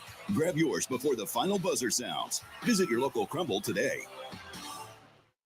Kia is the official automotive partner of the NBA, and we think about basketball a lot. The plays, the swagger, the glory, the games, and how we can elevate our own game with capability that takes us to another level and ground clearance that propels us even higher. The 3-row 2025 Kia Telluride X-Line all-wheel drive. Kia, official vehicle of the New Orleans Pelicans. Call 800-333-4KIA for details. Always drive safely. Limited inventory available. I'm Clint Romig with Marsh McLennan Agency. We provide business insurance, employee health and benefits, and private client insurance solutions to organizations and individuals. We combine the personalized service model of a local consultant with the global resources of the world's largest insurance broker, Marsh McLennan. Here in New Orleans, we have deep roots throughout Southeast Louisiana that go back over 80 years. At Marsh McLennan Agency, we know more than just insurance. We know New Orleans. Marsh McLennan Agency is a proud partner of the New Orleans Pelicans. Visit us today at marshmma.com. I don't want to touch base or circle back anymore. I want to charter a boat and go fishing with my friends. I don't want to make a to-do list. I want to make a to-eat list. I don't care about a PowerPoint. Give me a juke joint. It's time to cut loose and lose track of time, billable and otherwise, altogether. Play Coastal and go have some fun for fun's sake. For more information, visit coastalmississippi.com. All right, lots of finals from earlier today. The Knicks beat the Suns 112-98. Anunoby had 32 points. Devin Booker had 40 in the losing cause. Trailblazers 120, Spurs 109 in Portland. At home, the Cavs lose to the Kings 120-113. Zach LaVine, 37 points for Sacramento. In Boston, 124-90. They beat the Wizards. Oh, those Washington Wizards, Chris, they come so close. So close. Still at 17 wins on the season. They're raising that flag. Hey, it's they played very tight. The Hawks 147, Jazz 134. At least that was more of a fighting effort by Utah. 16 wins on the season for them. The Thunder at home lose to your Lakers 126-99. Luka with 30, SGA 26. Your thoughts on that one? Nah. That's awesome. Nets 109, Raptors 120. The Hornets lose at home to the Bulls 131-117. Kobe White had 37 points in that game. In action at halftime, the Warriors 50, Rockets 51 over at Golden State. And it's the Nuggets in Denver trailing the Pacers in the third quarter 79-78. Here in New Orleans, 58-53. Bucks lead the Pels at the half on the Pelicans Radio Network. Injured at work? Don't let your recovery get delayed by endless paperwork. LA Health Solutions specializes in workers' compensation and DOL, providing expert care that gets you back on your feet quickly and safely. With convenient locations across Louisiana, we offer personalized treatment plans and handle the insurance process for you, so you can focus on what matters most, getting better. Trust LA Health Solutions, your one solution. To help you heal and return to work, visit lahealthsolutions.com or call 844-496-LAHS today. Andrea Bocelli in concert, presented by Stifel. June 10th, Smoothie King Center with the Louisiana Philharmonic Orchestra, conducted by Stephen Mercurio, the world's most romantic voice. Andrea Bocelli in concert. On sale now at Ticketmaster. Switching to Progressive is a game-winning call. And that reminds us of other game-winning calls in the history of sports. It was a doubleheader in August and really hot inside the concession stand. So instead of waiting for people to come to me, I figured I'd walk around yelling, "Hot dogs here!" And that's how I became the first hot dog vendor in sports. Okay, not really a game-winning call, but it was a good call. You can make one too. Switch to Progressive and you could save hundreds. Progressive Casualty Insurance Company and affiliates, not available in all states. Jazz Fest 2025 is almost here with Pearl Jam, Dave Matthews Band, Luke Combs, Lil Wayne and the Roots, Lenny Kravitz, Casey Musgraves, Santana, John Fogerty, Cage the Elephant, Harry Connick Jr., Patti LaBelle, Joan Jett, Cheap Trick, and hundreds more. The New Orleans Jazz and Heritage Festival, presented by Shell, April 24th through May 4th at the Fairgrounds Racecourse. For tickets and info, visit nojazzfest.com. Miller Lite, official sponsor of Jazz Fest.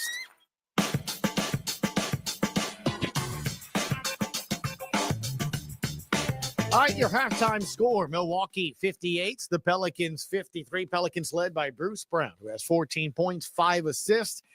Keon Brooks Jr. has 8 points, 5 rebounds, and another player on the conductor Chris Moran, you better get a double-double watch list. Steve Messi, 6 points, 7 rebounds. So 3 Pels with a shot.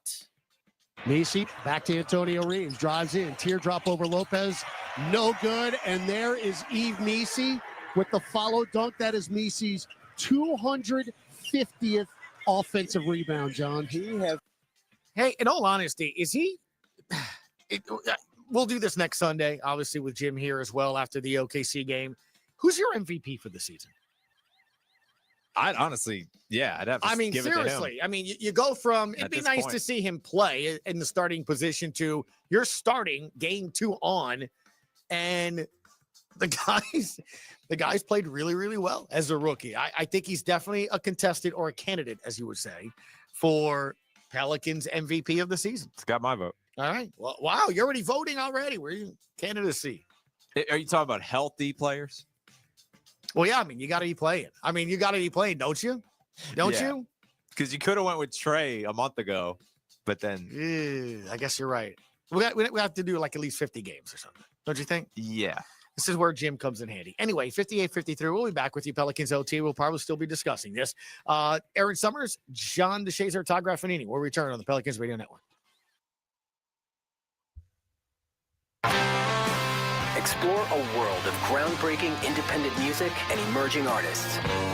On a channel where pioneers like Pavement, The Strokes, and Beach House play alongside the artists shaping the sound of this moment.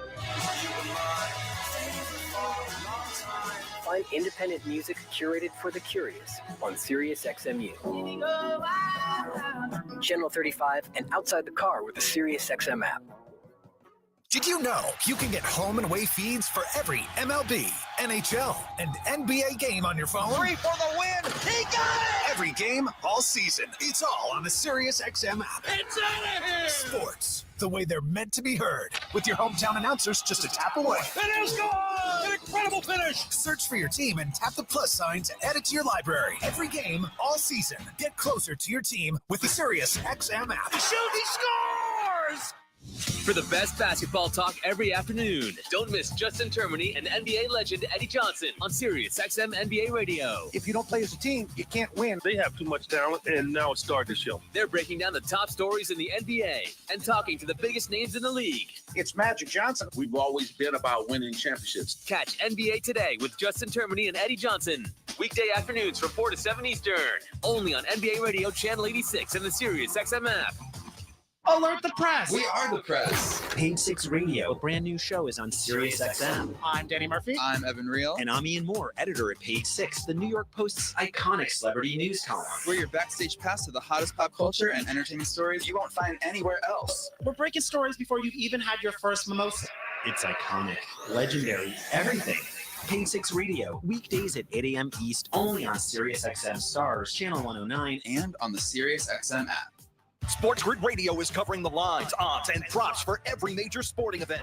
The Final Four. Cinderella's a cute story. Cinderella always goes home at midnight. MLB opening week. They are stacked, and the Dodgers had that win total yesterday, posted at 103.5 for good reason. And the NFL Draft and the Masters are on the horizon. He's already sub 5-1 to win the green jacket. If you're betting on it, we're covering it. They're plus 320 price right now to win the World Series. Sports Grid Radio, channel 159 in the car and on the SiriusXM app.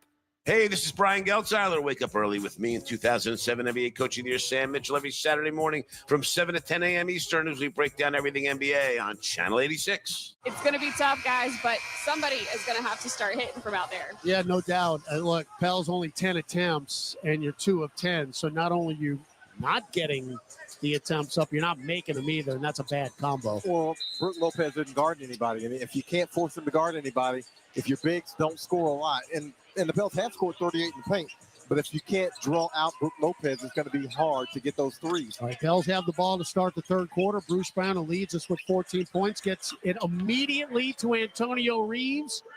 And Aaron Summers did it again. Instant dividends. 3-ball for Reeves, and you have cut it to 2. Now Torian Prince, hard of the rim. Get it out long, Lopez. Spot up for 3. No long rebound, no, taken by Prince. Nobody in the vicinity. Prince triple team, swinging around the perimeter. Left corner, Kyle Kuzma for 3. No good. Weak side rebound, Eve Nisi. Kuzma was like, everything I've taken's been at the rim. I'm not used to this. And unchallenged. Nisi working on maybe another double-double here. Brown in the lane, throws up that righty floater. He has been very true with that tonight. He's got 16 now. He is 7 of 10 from the floor. And Pels with 40 points in the paint. And we're tied at 58, so good start to the third. Actually had a good start in third quarter in both of the LA games. It was just the latter stages of the third quarter that got us in trouble. Midi by Porter, no. Long rebound to Lopez. Now Trent, who's been on fire, spins. And Peyton took the bait. Man, that is such left a smart baseline. Move. That is such a smart play. He was not going to shoot that ball, but Elfrid Payton got in the air, and he said, you know what, let me throw it up, see if I can get some free throws out of it. Gary Trent Jr. was behind the backboard. Yeah. Left baseline, had no chance to get a shot up. Instead, he's 2 free throws away from a 20-point game. Not going to get it this trip. First one short. Trent 18 first-half points. His season high is 23 points. He's got 6 20-point games this year, so basically he has gone 20 to 23 points in all of those opportunities. He's got 19 now, and the Bucks lead 59-58. We have had 10 ties in this ball game. Now Bruce Brown up top, around an Eve Macy pick. Throws up the running floater. Back iron, no good. Keon Brooks knocked it away from Torian Prince, who can't save it. On the baseline. Good job by Keon Brooks to keep it alive, and the Pels will retain possession. They reset to 24 on this one. No. They quickly got that down to 14. All right, Antonio Reeves, baseline left, will inbound it. Floated out long to Macy, and then Lopez out to greet him. Get it back to Reeves. Shot put straight away. 3. Oh. And he buried it. So fresh and so clean. And the Pels up 61-59. Good screen on the out-of-bounds play. Reeves has 13 points. Kuzma, right baseline. Powers in, off the glass, no. Weak foul called on New Orleans. I think that's on Antonio Reeves. He basically just forced the rook in. Eve Macy comes over to help out, but he got Antonio Reeves. Well, Reeves with the 14 points now in this game. 3 threes. So he continues to be very productive when given the opportunity. Kuzma at the line where he is 63%. He certainly looked like it right there. Yikes. That cracked the glass. So Reeves with the 14-point effort. Now his 9th double-figure game of the year. He's now 21 of his last 36 from 3. That will work. 1 of 2 for Kuzma.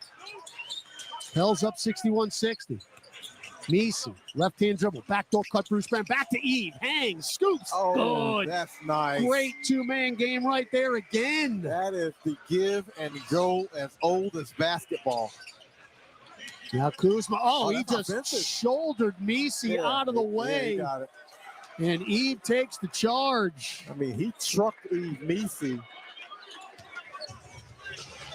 He really lowered the shoulder like a running back. That is just the 3rd turnover of the night for Milwaukee. That is something they have done very well in this game. They have held on to the ball. Pels one of the best teams in the league in forcing turnovers. Now Peyton to Brown, left block. Get it back to Peyton. Touch pass to Keon Brooks, right wing 3. No. Rebound, Gary Trent. Good ball movement. Just didn't knock it down. Now Trent. Leave it. Drop pass off for Lopez up top. KPJ for 3, rattles in. You don't want him to get going. I saw what he did last night when he got hot. And that's take the game over. We're tied at 63, our 11th tie of the night. Macy. Whip it over to Brown, left angle. Macy trying to set a pick, will not. Brown underneath the hoop, shovels it to Reeves. Cut off by Trent. Back to Peyton, short corner right. Shot clock at 2. Eve, teardrop, dotted line, rattles in. That's all we're begging you to do, Eve. That's all. You don't have to shoot 15 of them, but if you take 2 or 3, you'll draw that defender out. Double figures for Macy. He's got 10. 33rd double-figure game of the year. 2 rebounds away from a double-double. And they're giving him that shot. Yes, they are. Trent, guarded hard by Reeves. Pops a straightaway 3. Oh, boy. Oh, boy. 22 for Gary Trent Jr., who literally cannot miss. Efficient. 8 of 9 from the field. And the Bucks up by 1. Yeah, that's a late call, but it's a good call. That's it's a defensive 3. No, it's a defensive 3. Oh, it is a defensive 3. It's Brooke Lopez, who again has set up a residence in our lane tonight. I mean, he's going to have to pay. He's going to have to pay property tax. Look, great awareness by the coaches, because you know they're the ones screaming it out to the officials. Because Lopez has been in the lane the whole game like that. And Lopez is protesting. I don't know why. He's gotten away with about 7 other ones. So Antonio at the free throw line knocks it down. You're going to get to that line, we give you a free point, knock it down, and he's done so twice as Reeves. Look, Brooke Lopez is not going to go out on the perimeter on a switch. He's going to be hanging around the paint. So if you get a screen from Eve Macy, there's going to be opportunities to score. We are tied again, 66-66. Peyton, pick and roll with Meese. Triple team. Get it to Brown on the backdoor cut. Get it out to Brooks. Left wing three. Online and hit for Keon Brooks. And Brooks looked at his hands. He's like, about time I made one. And the Pels up 3, 69-66. 7:45 left third quarter. Back and forth we go. Good ball game again. Kuzma out long, one-on-one with Brooks, crosses him over twice, spins into the lane, throw it out deflected and stolen by Reeves. 3-on-2. Antonio, can he get in there? He will throw it away to Prince. And then he throws it right back to Peyton, who dumps it off to Meese, and a dunk. Alfred Payton's got 6 eyes, I believe. And Doc Rivers says, get over here, team. I got to call a timeout. And the Pels have matched their largest lead of the night again. 7:24 left third quarter. New Orleans 71, Milwaukee 66. This is Pelicans basketball on the Pelicans Radio Network. Injured at work? Don't let your recovery get delayed by endless paperwork. LA Health Solutions specializes in workers' compensation and DOL, providing expert care that gets you back on your feet quickly and safely. With convenient locations across Louisiana, we offer personalized treatment plans and handle the insurance process for you, so you can focus on what matters most, getting better. Trust LA Health Solutions, your one solution. To help you heal and return to work, visit lahealthsolutions.com or call 844-496-LAHS today. This is old number 8, Archie Manning. Join me at Manning's Sports Bar and Grill with award-winning burgers, 24 beers on tap, craft cocktails, 13-foot mega screens, plus recliners. Manning's Sports Bar and Grill is where you'll catch me watching the games. Ready to be a legend of your own game? Head on over to Caesars for 24/7 action-packed gaming, where the tables are hot, the dice are fast, and the slots are generous. Remember, you can't win if you don't play. Must be 21 or older to enter casino and gamble. Know when to stop before you start. Gambling problem? Call 1-800-GAMBLER.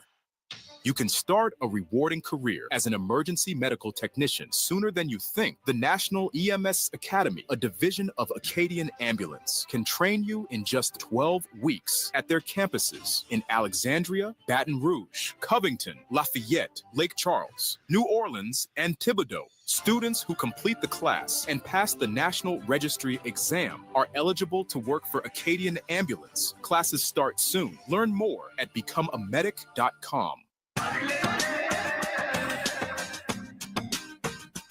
Ciao, brate. You're listening to Pelicans basketball on the Pelicans Radio Network. Hey, join us next Sunday, April 13th. Celebrate Fan Fest as we take on the OKC Thunder. We'll be throwing a pregame party on Dave Dixon Drive.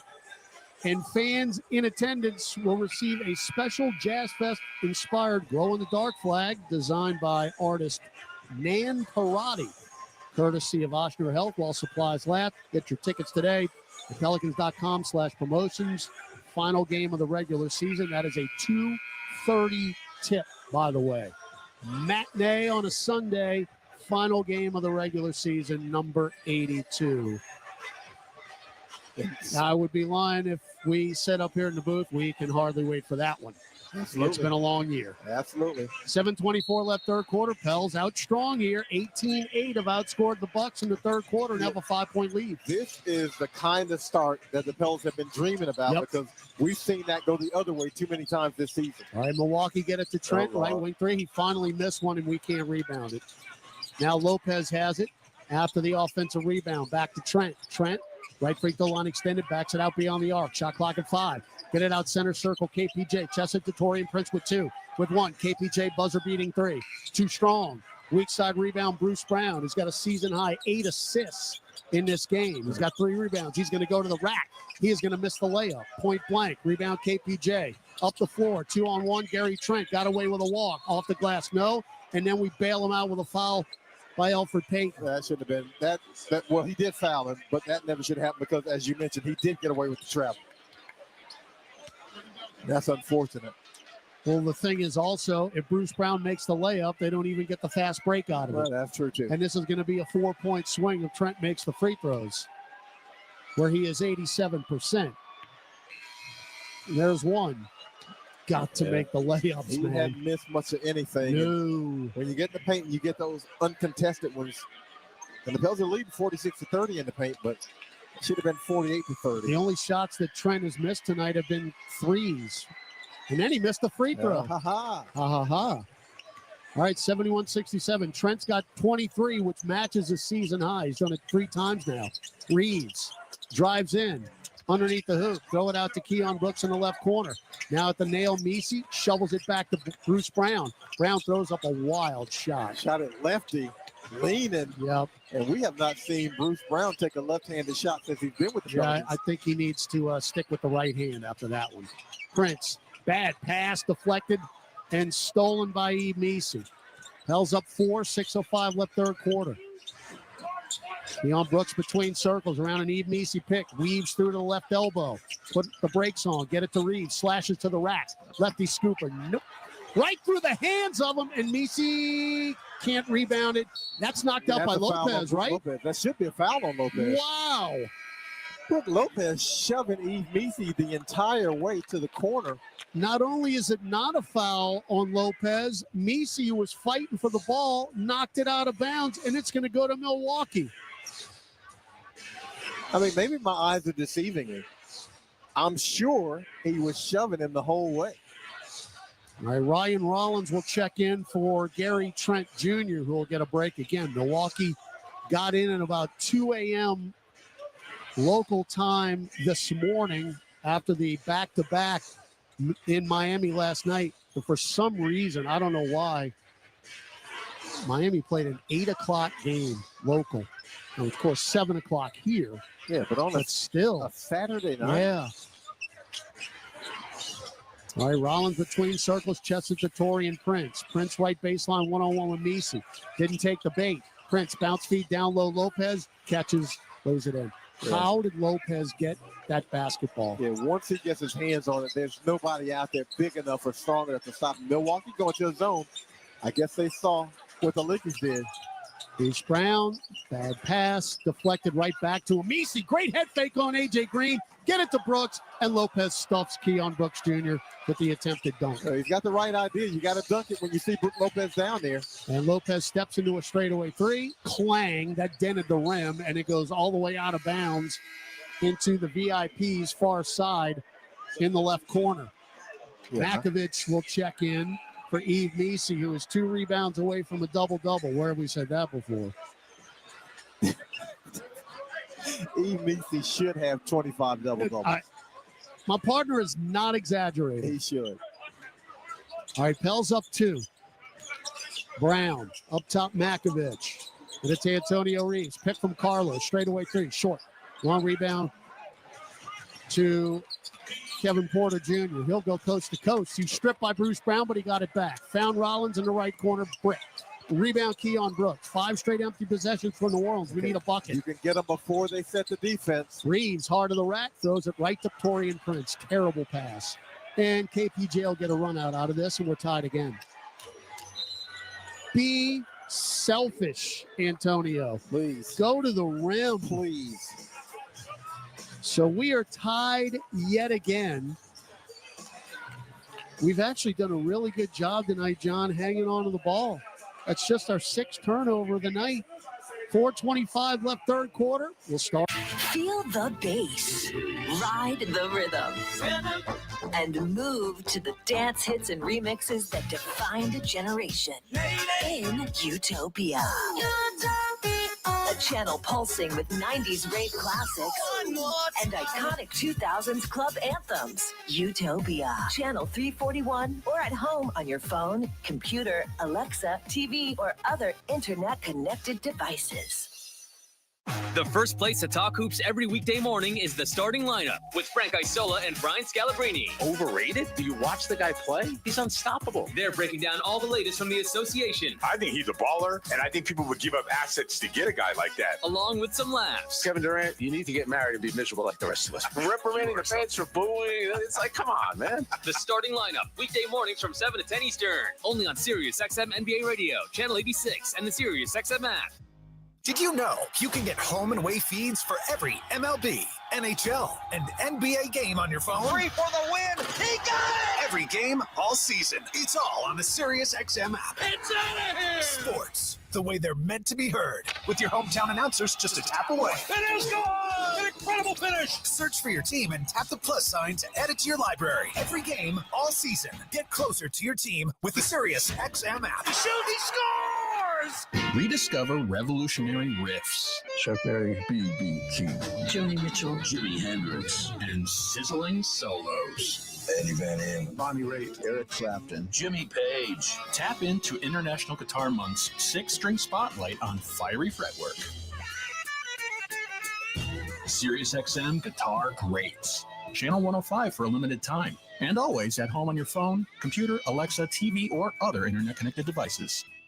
The best place to get your basketball fix every weekday is Give and Go with Worldwide Wob, Rob Perez, and former NBA champion Antonio Daniels on NBA Radio. If you got Steph, you got a chance. Evan Mobley, his unicorn status is about to be unlocked. They'll cover every story and talk to great guests across the association every afternoon. NBA Hall of Famer Mike Breen. Anything shy of certainly the finals would be a disappointment for the Celtics. It's Give and Go, weekdays from 1 to 4 p.m. Eastern, only on NBA Radio Channel 86 and the SiriusXM app. NBA Radio on SiriusXM is available on your connected devices. Listen at home anytime you want with Amazon Alexa, Google Assistant, or however you stream in the house. Jamal Cain, Jeremiah Robinson-Earl, Lester Quinones, Bruce Brown, and Carlo Makovich. Milwaukee just going to hang in that zone. Brown, chest it to JRE. Right corner, Quinones, catch and shoot. 3, great release and splash. And Quinones is in double figures with 10. That's a well-run play. Jamal Cain with the screen assist on that one. All right, KPJ, whip it to A.J. Green, pop it, midi, top of the key, around and out. Rebound, Jamal Cain. Pels up 3, 3:50 left third quarter. Cain, front court right. Get it to Brown. Brown, dump it off to Makovich. Head fake on Brook Lopez. Get it to Lester. Quinones starts, stops, drives, lefty layup, easily blocked by Lopez, who is third in the league in that category with 1.84 per game. And Lopez now with 3, deep 3, Green, and we're tied up. Not much hesitation on that one. Another tie. 14 of them now. 74-74. Carlo wide open. 3-ball brick. Rebound Lopez. Well, Carlo's a corner 3 guy. Lopez's 9th rebound, so he'll get a double-double. As Rollins hard into the lane, get it to Lopez, fake a 3, shovel it to KPJ, pick from Lopez, throw it out, deflected by Brown, out long A.J. Green, shot clock at 5. Now Porter Jr. one-on-one with Brown, steps to his right, deep 3, yep. And your lead is now a deficit, 77-74. Yeah, and even without their main guy, 10 of 25 from 3, 40%. Best 3-point shooting team in the league. Carlo to Kane, right side, and a trip by Torian Prince. Line change coming in now for the Bucks. Gary Trent Jr., Pete Nance, Kyle Kuzma. Elfrid Payton in for Bruce Brown, who has put in some shifts tonight. 16 points, 8 assists for Bruce Brown. Brown has 1 career point assist double-double. Let's get him 2. He's got a quarter and 2 minutes and 37 seconds to get there. And he'll be back on the court, so he'll have his chance. Elfrid Payton, right now, 8 assists, no points. But he's not out there to score. He's out there to get it to his teammates. We got another defensive 3. That's Pete Nance. Yep. Welcome to the party as they play before the game. That's 3 defensive 3s on the Bucks tonight. Well, you can play zone, but you can't camp out in the lane. This ain't college. Now, Quinones is going to take the technical, which he makes. I'm going to say, I don't remember him much at the free throw line at all. He's taken 1 as a Pelican. Now he's taken 2. He's got a nice stroke. Sent the right guy over there. So you've got 3 freebies via technicals tonight. You're down 2 with 2:25 left in the third, clock running. JRE, right elbow, get it to Quinones. Goes baseline, kick it out long, too bad of a pass. Rollins with the steal and the hoop. Back the other way. Kane, left wing 3. Klang. That's a fast shot. Rebound Green. Get it now, baseline right, Kuzma. Backdoor cut Trent. Back to Kuzma on the right wing. Kuzma looking for a cutter. Instead going to take it at Elfrid Payton. Spins into the paint. Kick it out to Green for the 3. Too strong. Rebound Makovich. 1:45 left third quarter. We're down 4.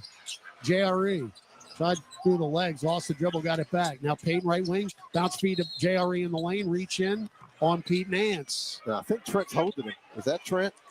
Either Trent or Nance. It's going to be Trent. Yeah, Trent's grabbing him, and that way, that's why he couldn't roll and get that basketball. If he is able to roll clean, he might be able to lay it in. First foul in the last 2 minutes for the Bucks. So side out left, Quinones for New Orleans. JRE almost had his pocket picked by Trent. 8 on the shot clock. Payton chests it to Quinones. Spins left. Drives. Lost it. Got to put it up at half court. Jamal Cain from 40 feet. Nope. Didn't hit anything other than the left side of the glass. And the Pelicans turn it over now for the 8th time. Quinones begging for a foul, and the official looking at him like he's a two-way player. Which is accurate. Refs all right. Like, get back on defense, man. So again, the Pels are in one of those lulls here, which has cost them the lead. You're only down 4. Rollins hard underneath, tiptoe on the baseline, get it out to Green, throw it back to Rollins in the right corner. Sizing up Jamal Cain through the legs, pop a midi. Good. Ryan Rollins. 15-4 run for the Bucks, and we're down 6. Rollins does a dance and shoots that one right in his face. Well, for Payton, right corner JRE. Doubled, nowhere to go. Back out to Payton. Skip it, left side, Cain for 3. Yikes. Rebound, Carlo. Back right corner, JRE for 3. That's his spot. And he got it with a little help from rim and glass. The rim says, you know what? I wouldn't allow this, except that's JRE's spot, so come on. Welcome home. Robinson Earl with 5 points. A.J. Green hard in, mid-range, short, baseline left. Carlo tipped the rebound to himself. Makovic's 5th rebound. Now Payton, front court. Get it over to JRE, right angle 3. Nope, not your spot, JRE. Yep, corner. Go get in the corner. Rebound Rollins. Shot clock off. Pels down 3, 81-78. Rollins center circle in the Pelican. The left wing.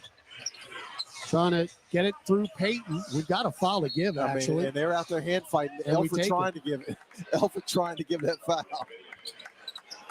I mean, they're going at it. I mean, he's slap fighting. Rollins holding him off. Payton with the right hand got in. But again, you had one to give. That's a 3rd personal on Elford Payton. 6 seconds left in the 3rd quarter. Rollins near the timeline. Sideline right. Get it into Trent. Trent with 3. Lost it. It's going to roll out of bounds in the backcourt. It should be our ball. That's Pels' ball. Who did it go off of? That's off Trent, I thought. It rolled all the way to the left side. I thought that was off Trent's foot. Now there's 1.9 seconds. They're saying it's off Quinones, and we don't have a great angle on that. But there's no. All right. Trent throws up a prayer at the buzzer. No good. We never did get a clear look at it. I don't know how that could have been Milwaukee ball. In any event, no points out of it, and it is anybody's ball game through 3 quarters. Milwaukee 81, New Orleans 78. Final quarter coming up after this on the Pelicans Radio Network. Life is a workout, and Smoothie King is here to help you power through. Whether you're crushing those mountain climbers, owning that hit series, or power cleaning your closet till it sparks joy, Smoothie King has the fuel to keep your momentum going. Drop whatever's holding you back and make every move matter more with the low-cal, naturally caffeinated, seriously satisfying Metabolism Boost Smoothie. Now available in dark chocolate banana, only at Smoothie King. Being a Chevron car these days has been quite the adventure. Miami to Seattle, ocean to ocean. I've stopped at so many states and collected so many bumper stickers. Sometimes I feel like a moving passport book. It's just so great what I can do with Chevron with Techron, because it gives me unbeatable mileage and keeps my engine clean. Plus, there are so many Chevrons along the way. Now the only thing I'm worried about is where to go next and where to put all my new bumper stickers. Chevron with Techron, fueled by possibility. Caesars Sportsbook is the only sportsbook app with Caesars rewards. Win or lose, every bet you place brings you closer to the types of perks only Caesars can offer. Download the app using promo code SAINTSDYW. Place your first bet of $1 or more for a chance to double your winnings on your next 10 bets. 21 or older. New users only. Not available in prohibited parishes. Licensed through Horseshoe Bossier City and Caesars New Orleans. Max bet $25 for boosted winnings. Max additional winnings $2,500 per bet. Profit boost tokens expire 14 days after receipt. For terms, visit Caesars.com/promos. Gambling problem? Call 1-800-GAMBLER. Over the last century, United Way of Southeast Louisiana has been the force for good in our community. We've been at the forefront of improving outcomes in education, income, and health for every person everywhere. Together, with you and our partners at the New Orleans Pelicans, we're rolling up our sleeves and mobilizing the power of people, offering ways for you to create a community strong enough for the next 100 years. Visit UnitedWaySELA.org to join us today.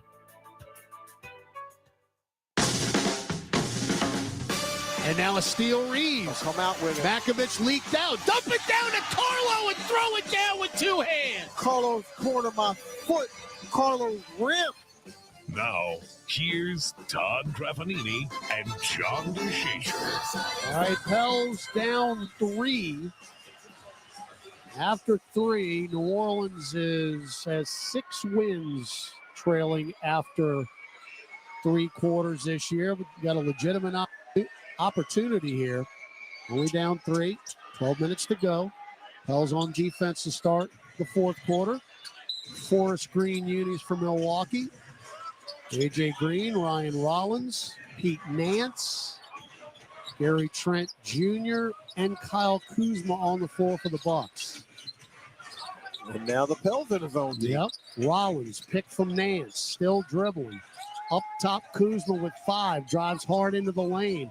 Hook it out left corner, Trent for 3. Too strong. Weak side rebound, Robinson Earl.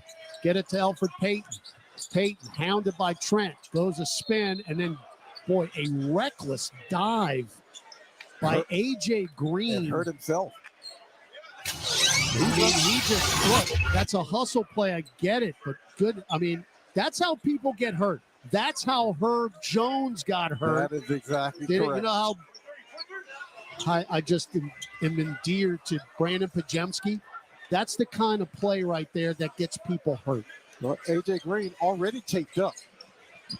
Like, I get it, he's going after the ball, but man, that's just reckless. It's a dangerous play. All right, Payton between circles. 8 assists for Elfrid. Bounce pass through legs to JRE. Get it to Carlo, left angle 3. Online and rents. So Carlo just can't shoot the straightaway 3. The wings and the corners are fine. Magovich in double figures again with 11.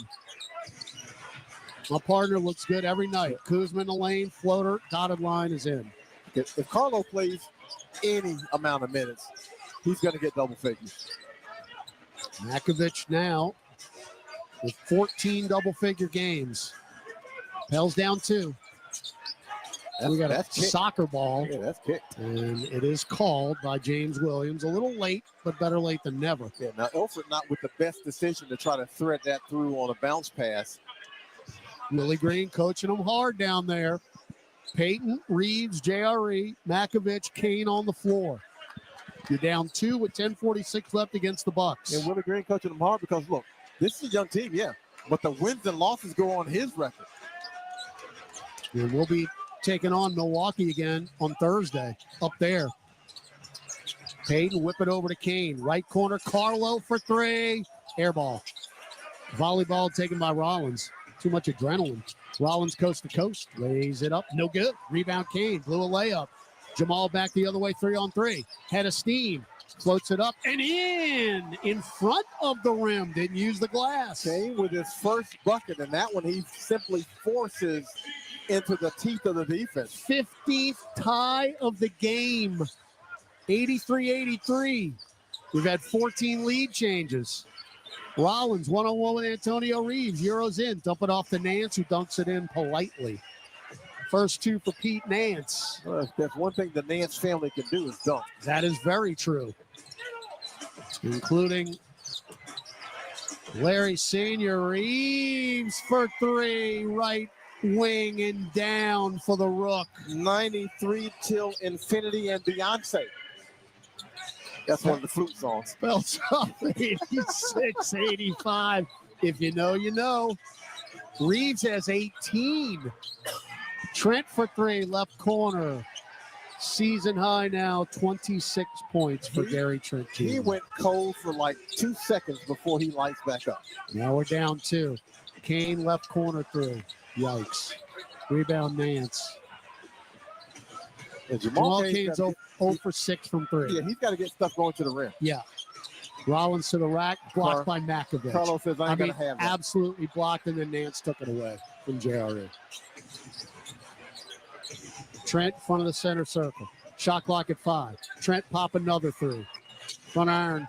Rebound. JRE took it away from Carlo. Kane hard to the rim. Put it up off the glass. No. Foul by Pete Nance. And Jamal Kane will get himself a couple of free throws here. Jamal Kane, not to be confused with any of the 7 dwarves, especially Bashful. Not tonight. He's 1 for 8, though, from the floor. 0 of 6 from 3, and 0 of 2 at the free throw line. It has not been a banner night for Kane, but he's on the line. Efficiency has not been a premium, but aggression has. Got an opportunity to tie the game up. So there's 1. Hey, if you're a shooter, the only thing you remember is the one that go in. By the way, Rollins has 9 points and 8 assists. So we've got a lot of double-doubles working right now, but nobody has one yet. Kane in and out, back in again. By the way, Elfrid Payton's got 9 assists. Shocker. We're tied at 88. Another tie. Shocker. Rollins sizing up Makovich. Still dribbling with left hand. Get it out long. Pete Nance shovels it to Trent. Now in front of the center circle, Rollins with 5. With 4, drives in hard. Left corner, Pete Nance, the awkward 3. Around and out. Boy, was that ugly one. Yikes. Give him He all almost the made it, though. Give him all the 3s he wants. Reeves, bad pass. Lob to Makovich. It was wide open. They're going to get a run out of this. Despite the walk of Kuzma, he missed the layup. Taken by Payton. Fast break the other way. Chesson, right corner. Reeves for 3. Buries it. Drain it, Rook. Antonio Reeves now with 21 points in the game. That is team high honors and his 5th 3 of the night. And Doc Rivers takes the timeout. 8:05 left in the ball game. New Orleans 91, Milwaukee 88. Gus Cadengill. NBA scoreboard when we come back on the Pelicans Radio Network. If you're needing to relocate across town or across the country, there's no job too big or too small for John Fayard Moving and Warehousing, the proud mover of the New Orleans Pelicans for well over a decade. They offer red carpet, white glove office and household good relocations at competitive rates. Moving is stressful and exhausting. Allow John Fayard Moving and Warehousing to ease your mind and your muscles. Full packing and storage available upon request. Call 228-864-2262 or visit johnfayardwarehouse.com today to schedule a survey or to book your move. Andrea Bocelli in concert, presented by Stifel. June 10th, Smoothie King Center with the Louisiana Philharmonic Orchestra, conducted by Stephen Mercurio, the world's most romantic voice. Andrea Bocelli in concert. On sale now at Ticketmaster.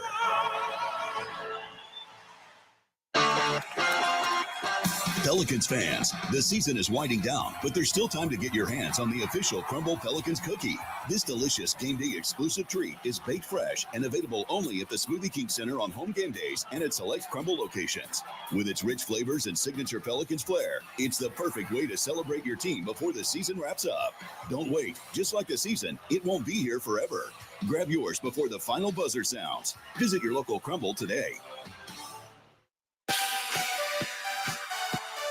Welcome back to Pelicans basketball.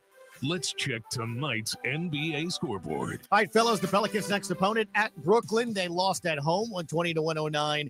to the Raptors. They, let's see, they're right there, I guess. They fought really hard. Well, it was a 38-37 fourth quarter, guys. I don't know what you make of it. Yeah, that wasn't really much of a game. I did myself no favors by watching it. That wasn't really much of a game. The Nets kind of put a little comeback on, but the game was not that close. All right, we've got a tight one here. Good crowd here on a Sunday night. Rare 7:30 tip. And again, we're doing that because of the back-to-back from Milwaukee. We played last night in Miami. We've got 8:05 left, John. The Pelicans up 91-88. The youngins responding under pressure, winning this quarter 13-7, and Antonio Reeves is giving them some big buckets. Reeves with 21 in this game. Prince, Trent, Lopez. Prince mid-range, in and out. Tipped up by Trent, no good. Long rebound, Jamal Cain, who had it poked away. And then behind the head, Lopez get it to Rollins, and we got a foul. You know what? Brook Lopez was going to go back court with that. That's why he made that pass that way, I think. And Rollins runs out and gets to it and draws the foul from Reeves. Is that a foul? Yeah, Reeves got him on the left hand. And again, that's just a tough break because you make the defensive play and you got a fast break going the other way, and Jamal Cain can't hang on to the ball, and they're going to get 2 points out of this. Rollins knocks the free throw down. 10 points for Rollins to go with 8 assists and 5 rebounds. Not too shabby tonight. As I mentioned earlier, he was a two-way player this year, and they converted him to a standard early March, and he's earning it. So you're up 91-90, 7:35 to go. And Pels only have 10 turnovers in the game, but a lot of times it's when you have the turnover. All right, Reeves around a Makovich pick. Get it back through the hands. There's on cue. Rollins a run out. On cue, partner. And we're down 92-91. So Todd likes to say he hates it when he's right. Uh-huh. And I know the feeling. Peyton, hook pass up top, Carlo. Can he make a straightaway three? Air ball. The answer is no. All right. You're kind of teetering here. Prince, post up Brook Lopez, catch it, lay it in. And Willie Green's got to take a timeout. So this has really been the pattern. The Pels have played hard, played tough, and then you just run out of gas, John. We've got 6:55 left. Now you're only down 3, but Milwaukee's got all the momentum in this game. You got to be able to hold on to the basketball as much as anything. The Pelicans aren't giving themselves a chance by turning it over. That's what they have to clean up here down the stretch. We'll talk about it when we come back. We're due with time. This is the starting lineup with Frank Isola and Brian Scalabrine. Watching Giannis have the ball and the way that he gets everyone involved, and it's almost like his decision making, which at times we can make the argument that it's questionable. When he has the ball in his hands, maybe it like triggers something for him. That he looks dominant right now, and the Bucks are getting open looks. Maybe that's going to be the secret formula for them in the playoffs. Catch the starting lineup weekdays 7 to 10 Eastern on Sirius XM NBA Radio Channel 86 in the car, and anytime you want on the Sirius XM app. Sports Grid Radio is covering the lines, odds, and props for every major sporting event. The Final Four. Cinderella's a cute story. Cinderella always goes home at midnight. MLB opening week. They are stacked, and the Dodgers had that win total yesterday, posted at 103.5 for good reason. And the NFL Draft and the Masters are on the horizon. He's already sub 5-1 to win the green jacket. If you're betting on it, we're covering it. They're plus 320 price right now to win the World Series. Sports Grid Radio, channel 159 in the car and on the Sirius XM app. Because sometimes the music needs to speak for itself. Set the mood with instrumental channels on the Sirius XM app. From smooth jazz and epic orchestras to lo-fi beats and high-energy rock anthems. Find over a dozen instrumental channels available anytime. At home, on your phone, computer, Alexa, TV, or other internet-connected devices. Hey, this is Brian Geltzeiler. Wake up early with me in 2007 NBA Coaching of the Year, Sam Mitchell, every Saturday morning from 7 to 10 a.m. Eastern as we break down everything NBA on Channel 86. We're taking great views of the court. Enjoy the sweet life at the Smoothie King Center. Full season or 12-game ticket plans for the 2025-26 season are on sale now. fully customizable with food and beverage options in your own private space. Perfect for networking or celebrating special events. Visit pelicans.com/premium for more info. We're getting near clutch time. 6:55 left, fourth quarter. Milwaukee 94, New Orleans 91. So the big number, 16 points scored off turnovers for Milwaukee, 4 points scored off turnovers for the Pelicans. They've done a really good job in a lot of areas, but that one bugaboo has jumped up again. Payton, Brooks, Makovich, Brown, Reeves on the floor for New Orleans. Again, the defensive intensity going to go up a notch here for Milwaukee. Antonio running floater in the lane. No. Tipped up. No. Taken by Brook Lopez, who just picked up a double-double with that rebound.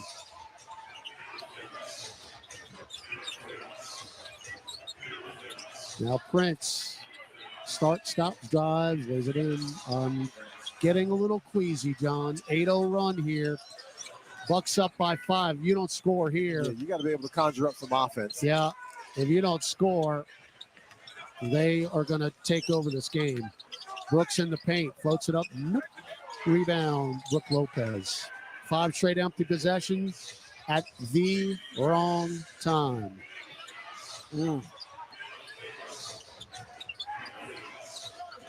Lopez layup good. 98-91. He played through some contact from Carlo right there. By the way, Lopez with his 4th double-double of the year. You'd think he'd have more. Carlo at the nail. Drives on Lopez. Lopez grabbing him. No foul. Back the other way. Porter, Rollins splits defenders, dives in, layup, no foul. Yes, Milwaukee is just about to put this one away. So the Pels lasted 3.5 quarters before running out of gas tonight. Yeah, I mean, that's exactly what it looks like, just sputtering to the end. Even though Milwaukee's the team really that should be out of gas. Since they played last night, but they've got things to play for here. And they've turned it up a little bit more defensively in the last couple of minutes as Rollins misses the free throw. And we've seen this from the Pelicans. I mean, when you get the defensive intensity ratcheted up against these guys who aren't accustomed to playing together, the offense gets real spotty. 1 of 2 for Rollins. 11-0 run again at the wrong time. You were up 91-88. Brown the floater. Nope. Rebound on the deck. Lopez has another one, his 12th. Yeah, and the shot attempts the Pels have been able to get just have not been real good attempts. Brown nearly picked KPJ's pocket up top. One more bucket, and that'll do it here. Lopez just big man and Eve Meese floats it up and in. That's it. Lights out. I mean, 101-91. Pushed him around like Haas Cartwright. 18 points, 12 rebounds for Lopez. Game over. Brown. Get it to Eve. Teardrop. Nope. Rebound on the deck. Taken by KPJ. Up the floor. Trent. One dribble. Charges over Quinones. Tipped up. No, it's an offensive foul. Good job by Lester to get back. Take the charge. That's really good hustle by Quinones. I mean, to sacrifice the body in that situation, gets over, draws an offensive foul. I mean, 4 minutes, 42 seconds. If you can get a couple of clean offensive possessions, yep. But then again, you're not getting stopped on the other end except for that offensive foul either. Well, you're not making shots. All right, Quinones, Reeves, Meese, Brown, Brooks. Mason, they're just daring him to shoot. Of course, Lopez is just parked in the lane again. I mean, just sitting there. Lopez ain't going to leave. He's not going to leave the lane. Goodness gracious. Because the officials are not going to continue to call defensive 3 seconds. They've gotten him a couple times. Was there a quota? Look here. I mean, that's just the way it works. Come on. That's just the way it works. You see him standing there, right? Keon Brooks got fouled by Torian Prince. 2 free throws for Brooks. First one is good. 101-92. I mean, Lopez is literally in the lane for 6 seconds. Brook Lopez hadn't switched on a screen in this game, and he's not going to now.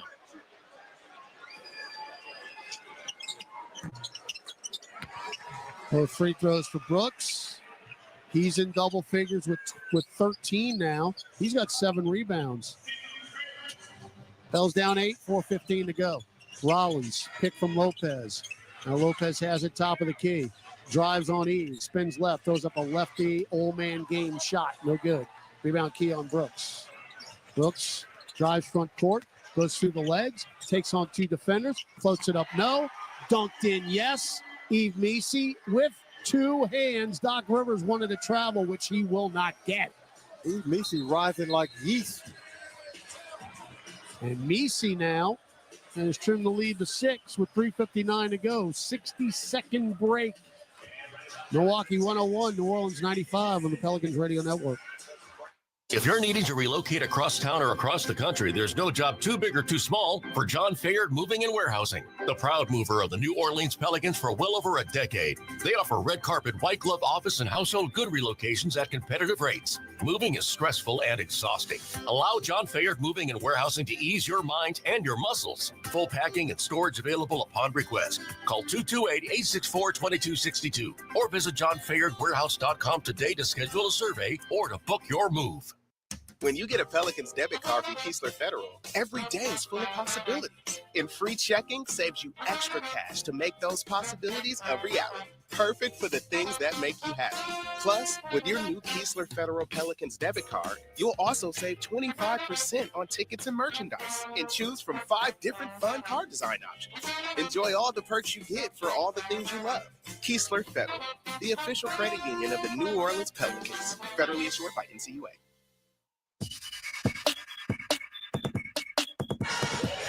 Well, the Bucks are 3 games back of the Indiana Pacers for the 4 spot. I mean, it's an outside chance, but they still do have a chance to get into the 4th spot. If they want to, though, they have to win tonight. I was about to say, thing is, whatever happens, if they want to get there, they got to win. And win and win and win again. And if they lose, if the Pels make a miraculous comeback here, they're going to drop into a tie with Detroit. Both Detroit and Milwaukee have clinched top 6 spots in the Eastern Conference. All right, Lopez, sweep through. Nope. And we were talking during the break. All they got to do is get it to Brook Lopez. It ain't going to come back, and he's either going to get to the line or he's going to score. Yeah, he spent a good deal of this game hanging around the perimeter shooting threes, and now in crunch time, he's decided to go down in the post. You know what's really interesting? Lopez has played more minutes tonight against the Pelicans than he did in an overtime game last night against the Heat. Free throw good. Well, see, he can do that because he doesn't play an athletic game like Giannis burns up a ton of energy the way he plays in the athleticism. Brook Lopez doesn't jump. Oh, literally going to say, and again, we've been working together too long. Not only, I mean, he is, how many flat-footed shots and rebounds does he have tonight? Yeah, he's not going to jump. And he's not going to jump playing defense because he's just standing in the lane. So he's not burning up any energy on that end of the floor. And Lopez is 1 free throw away from a 2010 game. He has 19 points, 12 rebounds. And again, if you'd have told me he had 3 double-doubles coming in tonight, I would not have believed you. But he's got his 4th now. And the Bucks have a 3-possession game lead at 102-95 with 3:49 to go as Willie Green took the old timeout in between free throws. Well, it frees them up a little bit, hopefully. Give this team, look, you get the chalkboard, you draw something up, hopefully get a good offensive possession if you're the Pelicans. But you got to start getting some stops defensively. And it begins with not allowing Lopez to even receive the pass, hopefully. So you might have to front him. Playing behind him isn't working so well. 5 in double figures for the Bucks, led by Gary Trent Jr.'s 26. Lopez has 19, about to be 20 if he makes his free throw. 17 for Kuzma, 16 for Kevin Porter Jr., 14 for Ryan Rollins. Pels have 6 in double figures tonight. And Elfrid Payton doesn't have a point, but he's got 10 assists. So again, you played 9 and 6 are in double figures. I mean, this is the distribution you've got to have. Just got to have a little bit more of it, hopefully, down the stretch. All right, Lopez looking for his 20th point. He's got it. And then it's 103-95 Milwaukee. Brown, Brooks, Reeves, Nisi, Quinones for the Pels. Nisi, by the way, you know what I'm going to say, folks. Antonio Reeves starts, stops, drives, floats it up and in. Nothing but net for Antonio Reeves, who adds to his team-high total, now at 23. And he finally able to get one of those runners down. If he didn't miss that one, he would have had a double-double rebound. Right. Now Rollins around a Lopez pick. Floats one up. Teardrop style short. Fight for it. Ball on the deck. Quinones had it. That was Misi's rebound. He didn't get it. Yeah, it was. Now Brown coast to coast. Flips the layup. We don't rebound it. Back the other way. KPJ drives, lays, good. 105-97. That's a 4-point swing. And again, Misi had another rebound go right through his hands. He was 1-on-2 on that one and took it. Eve teardrop, got it. And now what? That's going to be a foul. I don't know if it's Bruce Brown. Yes, it is. It's away from the ball. Yeah, it's away from the ball. I think the basket's going to count, but he threw Gary Trent out the club. Gary Trent ends up out of bounds on the baseline.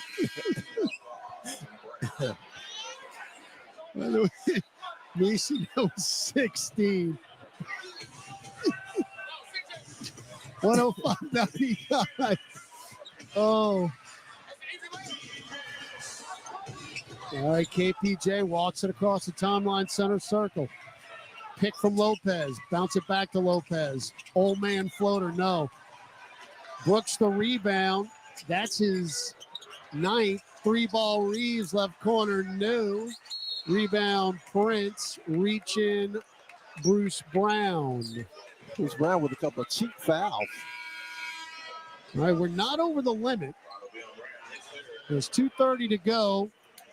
That's just our third team foul. Bruce Brown's picked up 2 of them in about 20 seconds. All right, Kuzma in the close. Gary Trent Jr. in the close. And that was a great look for Antonio Reeves from the corner. He's wide open. He's your best 3-point shooter in this game. He's tied his season high 5 threes. It's actually his career high.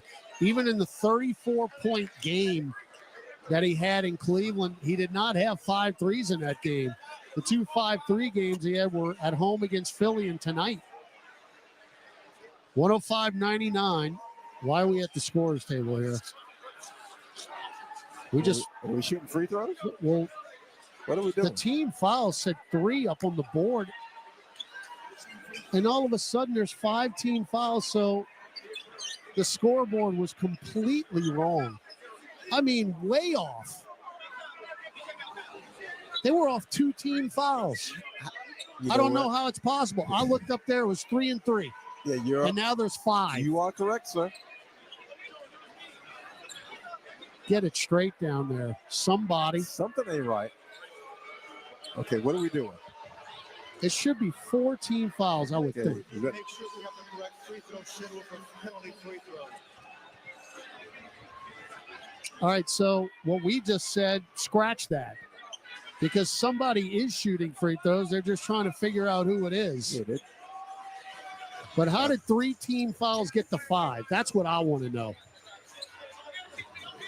That's a good question. After review, it is Torian Prince who will shoot the penalty. Well, congrats, Torian Prince. You have a chance to add to your 2-point total tonight. You got 3 more fouls than points scored. You're a starter. But he has been backed up by his other teammates. Free throw is good. 3-possession game again. 106-99. 2.5 to go. All right, Keon Brooks is a rebound away from a double-double. Eve Misi is 1 rebound away from a double-double. So one of the 2 is going to get this rebound right here. Prince's free throw. No good. Rebound Keon Brooks. Asking ye shall receive, partner. Now waiting to get Misi 1. There you go. Can we get a win? First career double-double for Keon Brooks Jr. Reeves. Get it to Bruce Brown, taking on Lopez. Lost it out of bounds. No foul. But Lopez just waiting for you to bring it to him. He knows he can block the shot, so he's just waiting. 3 block shots tonight. He averages just under 2. 8 on the shot clock. You don't score here, it's going to be real tough. Inbound to Misi. Misi hounded by Lopez. Get it to Reeves. Antonio, Misi pick. Left-hand dribble drive, chest it to Brooks. Left angle three, way off the mark. Hit the front iron at the buzzer. 2 minutes to go. And we're running out of possessions. Trent to Kuzma. They'll waste some time now. Yeah, Milwaukee's just looking to par now. Yeah, game is pretty much done here. Barring a complete meltdown by the Bucks.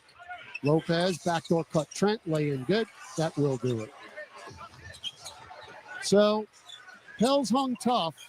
They're going to fall a little bit short. 108.99.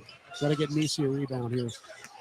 Quinones drives in, hook pass all the way into the back court. That was a great outlet pass to Kevin Porter Jr. Kevin Porter has had 3 breakaway dunks. All of them look the exact same. So that'll be a dunk. And that'll put the final nail in the Pelican coffin tonight. And again, you look at the score, and it's nowhere near indicative of how this game was. But you're down double digits now. 110.99. And Milwaukee, obviously missing Giannis, so they needed production. They got 3 20-point scores, led by Gary Trent's 28. And the Pelicans, as is apt to happen to young teams, have really come apart at the seams down the stretch in this one, where they had this game not in their hands, but they had a great opportunity to take it across the finish line, and they just couldn't finish. Yeah, and look, you know, you go back to the game on Friday night in L.A. You got beat by 3 guys. I mean, that was it. You got beat by Luka, LeBron, and Austin Reeves. Tonight, you got beat by Brook Lopez, Gary Trent Jr., and Kevin Porter Jr.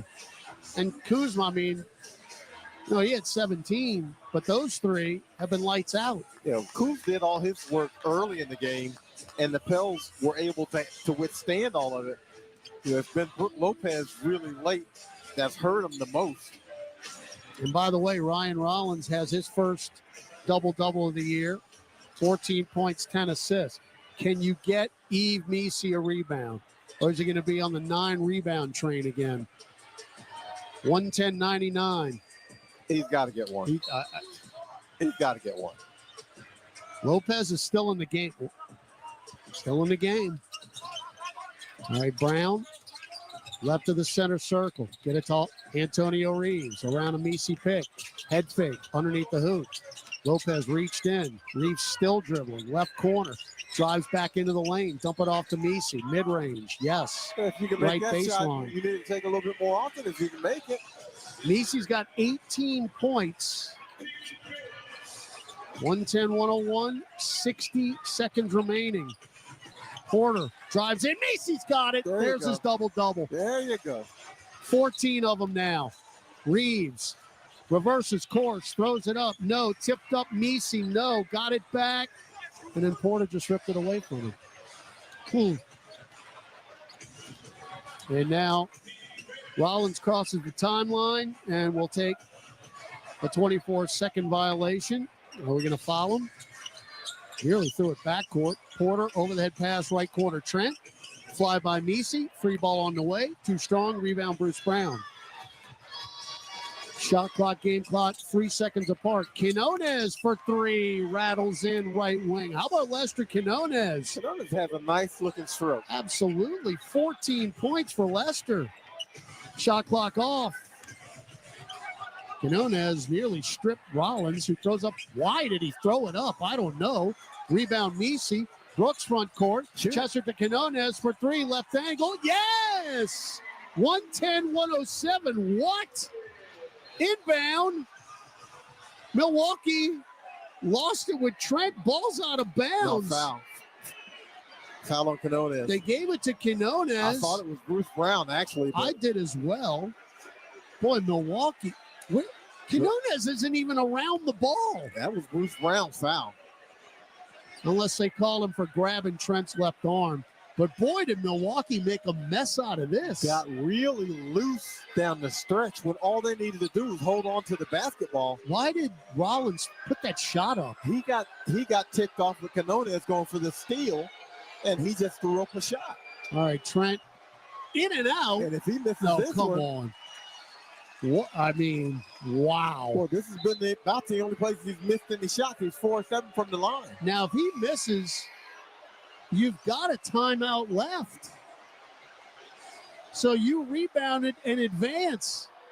I mean, the Bucks have made a disaster out of this. I mean, they just got raggedy. Second free throw. Good. Now, you're down 4 with 3.1 to go. Well, how not to finish a game, courtesy of the Milwaukee Bucks. It's nice to be on the other end of this. Well, we've had it this way, but again, they're dribbling the basketball out. You could go for a really quick 2 and commit the foul and see what happens. Ooh, and 3.1. Yeah, but here's the thing. On the out-of-bounds play, you can literally throw it in the cylinder and a teammate can catch it and dunk it. Seen that happen, and you wouldn't eat up any time. Now, I agree with it. The only issue now is if you do get a quick 2, Milwaukee can take a timeout in advance. They've got 2 timeouts left. Yeah, the time it's going to take you to get a 3 up will basically probably be the rest of the game. No, all we need is some boneheaded play on Milwaukee to foul a 3-point shooter. That's all we need. Where's Rollins? Oh, man, his family might be listening. I'm sorry. We're on Sirius XM here tonight. I'm sorry, Rollins family. I'm just playing. Out of Macomb, Michigan. Yeah, kind of playing. All right, Brown, Brooks, Messi. Brooks and Messi both with double-doubles tonight. Is Quinones your shooter here? Reeves and Quinones. One of them. They've been hot. Lester's 4 out of 5. All right, Brown on the left hash mark. Inbound it to Reeves. Left corner 3 on the way. No good. Front iron. Rebound Trenton. That will do it. Not a bad play. No. Not a bad play. That's a clean look from a guy you want to take that shot. It's a good out-of-bounds call. All right, final score, Milwaukee 111, New Orleans 107. Milwaukee stays into the 5th spot in the Eastern Conference. They are now 44-34. We'll see them again on Thursday night at Fiserv Forum. Pels dropped to 21-57. Another game effort by the young Pels, John. Yeah, I mean, I don't even know if it's fair to expect wins out of this team. You just want to see continued improvement. You want to see this team continuing to play hard. You want to see this team continue to fight for each other. And I think we saw all those things in this game. We certainly did. And congrats to Keon Brooks Jr., his first career double-double. 13 points, 10 rebounds. Yves Messi, his second straight double-double. Now 14 on the year with 18 points and 12 rebounds. Antonio Reeves, a team-high 23 on a career-high, tying 5 threes. And how about Lester Quinones, the two-way player for the Pels? He signed that two-way contract on March 2nd, and he comes through with a 17-point effort and a career-high 4 threes. Yeah, and stack this in the invaluable experience file for the Pelicans. These guys are gaining more and more experience, and the kind of experience you can't get in practice, you can't get in Birmingham. You get this in the NBA, and hopefully it's something that can propel you forward.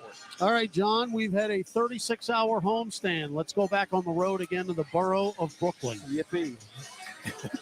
Yippee-ki-yay. All right, we'll be in Brooklyn on Tuesday and then in Milwaukee on Thursday before the final 2 home games. Friday night against the Heat. Next Sunday, the season finale at 2:30 against the OKC Thunder. My partner, John DeShager, stick around. More with him on Pelicans OT. Alden the King Hagen on our statistician. We will see him on Friday night. Aaron Summers was our sideline reporter in our Smoothie King Center studios.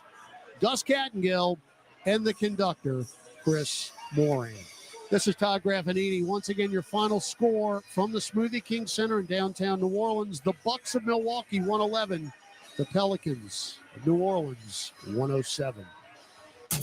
This radio presentation of the New Orleans Pelicans, presented by Smoothie King, was brought to you in part by Keesler Federal Credit Union, official credit union of the New Orleans Pelicans. Morris Bart, if you know, you know.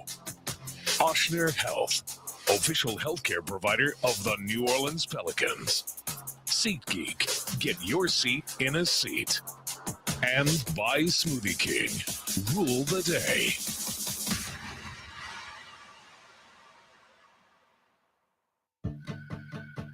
Entergy Louisiana is strengthening our power grid from Lake Charles to Baton Rouge, Metairie to Monroe. Our blueprint covers the state, nearly 10,000 projects, over 11,000 miles of transmission line. We're reinforcing infrastructure to prepare for stronger storms, reduce outages, and respond quicker when we do this. We're making stronger connections in every community because together, we power life. AmeriHealth Louisiana helps people get care, stay well, and build healthy communities. Our Medicaid plan offers a wide range of benefits to best meet your health needs and those of your family. Care is the heart of our work, and just like the Pelicans, our team is committed to excellence. Make AmeriHealth Louisiana your choice today. Learn more about the benefits of our Medicaid health plan by visiting care4la.com. That's care4la.com. Hey, Pelicans fans, SeatGeek is here to help you experience all the action. SeatGeek makes it easy to find tickets so you can be a part of all the courtside celebrations this season. Whether you're buying or selling tickets to Pelicans basketball games or to any other live event in New Orleans, SeatGeek is the place to do it. SeatGeek is the official ticketing partner of the New Orleans Pelicans. The most disruptive idea in ticketing? A ticket that works. Expect the expected. SeatGeek.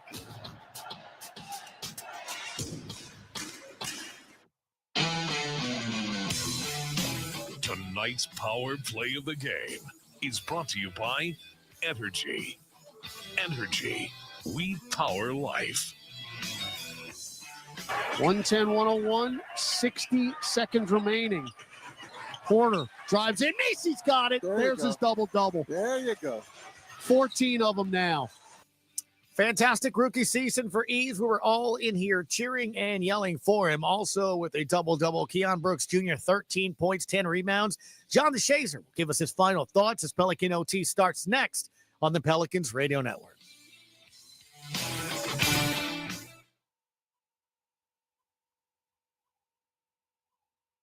What makes the perfect garage? Steel garage cabinets, commercial-grade flooring, heavy-duty overhead racking. Garage storage systems built for a lifetime of heavy use. Build your dream garage with newageproducts.com. Injured at work? Don't let your recovery get delayed by endless paperwork. LA Health Solutions specializes in workers' compensation and DOL, providing expert care that gets you back on your feet quickly and safely. With convenient locations across Louisiana, we offer personalized treatment plans and handle the insurance process for you, so you can focus on what matters most, getting better. Trust LA Health Solutions, your one solution. To help you heal and return to work, visit lahealthsolutions.com or call 844-496-LAHS today. Kia is the official automotive partner of the NBA. And we think about basketball a lot. The plays, the swagger, the glory, the games, and how we can elevate our own game with capability that takes us to another level and ground clearance that propels us even higher. The 3-row 2025 Kia Telluride X-Line all-wheel drive. Kia, official vehicle of the New Orleans Pelicans. Call 800-333-4KIA for details. Always drive safely. Limited inventory available.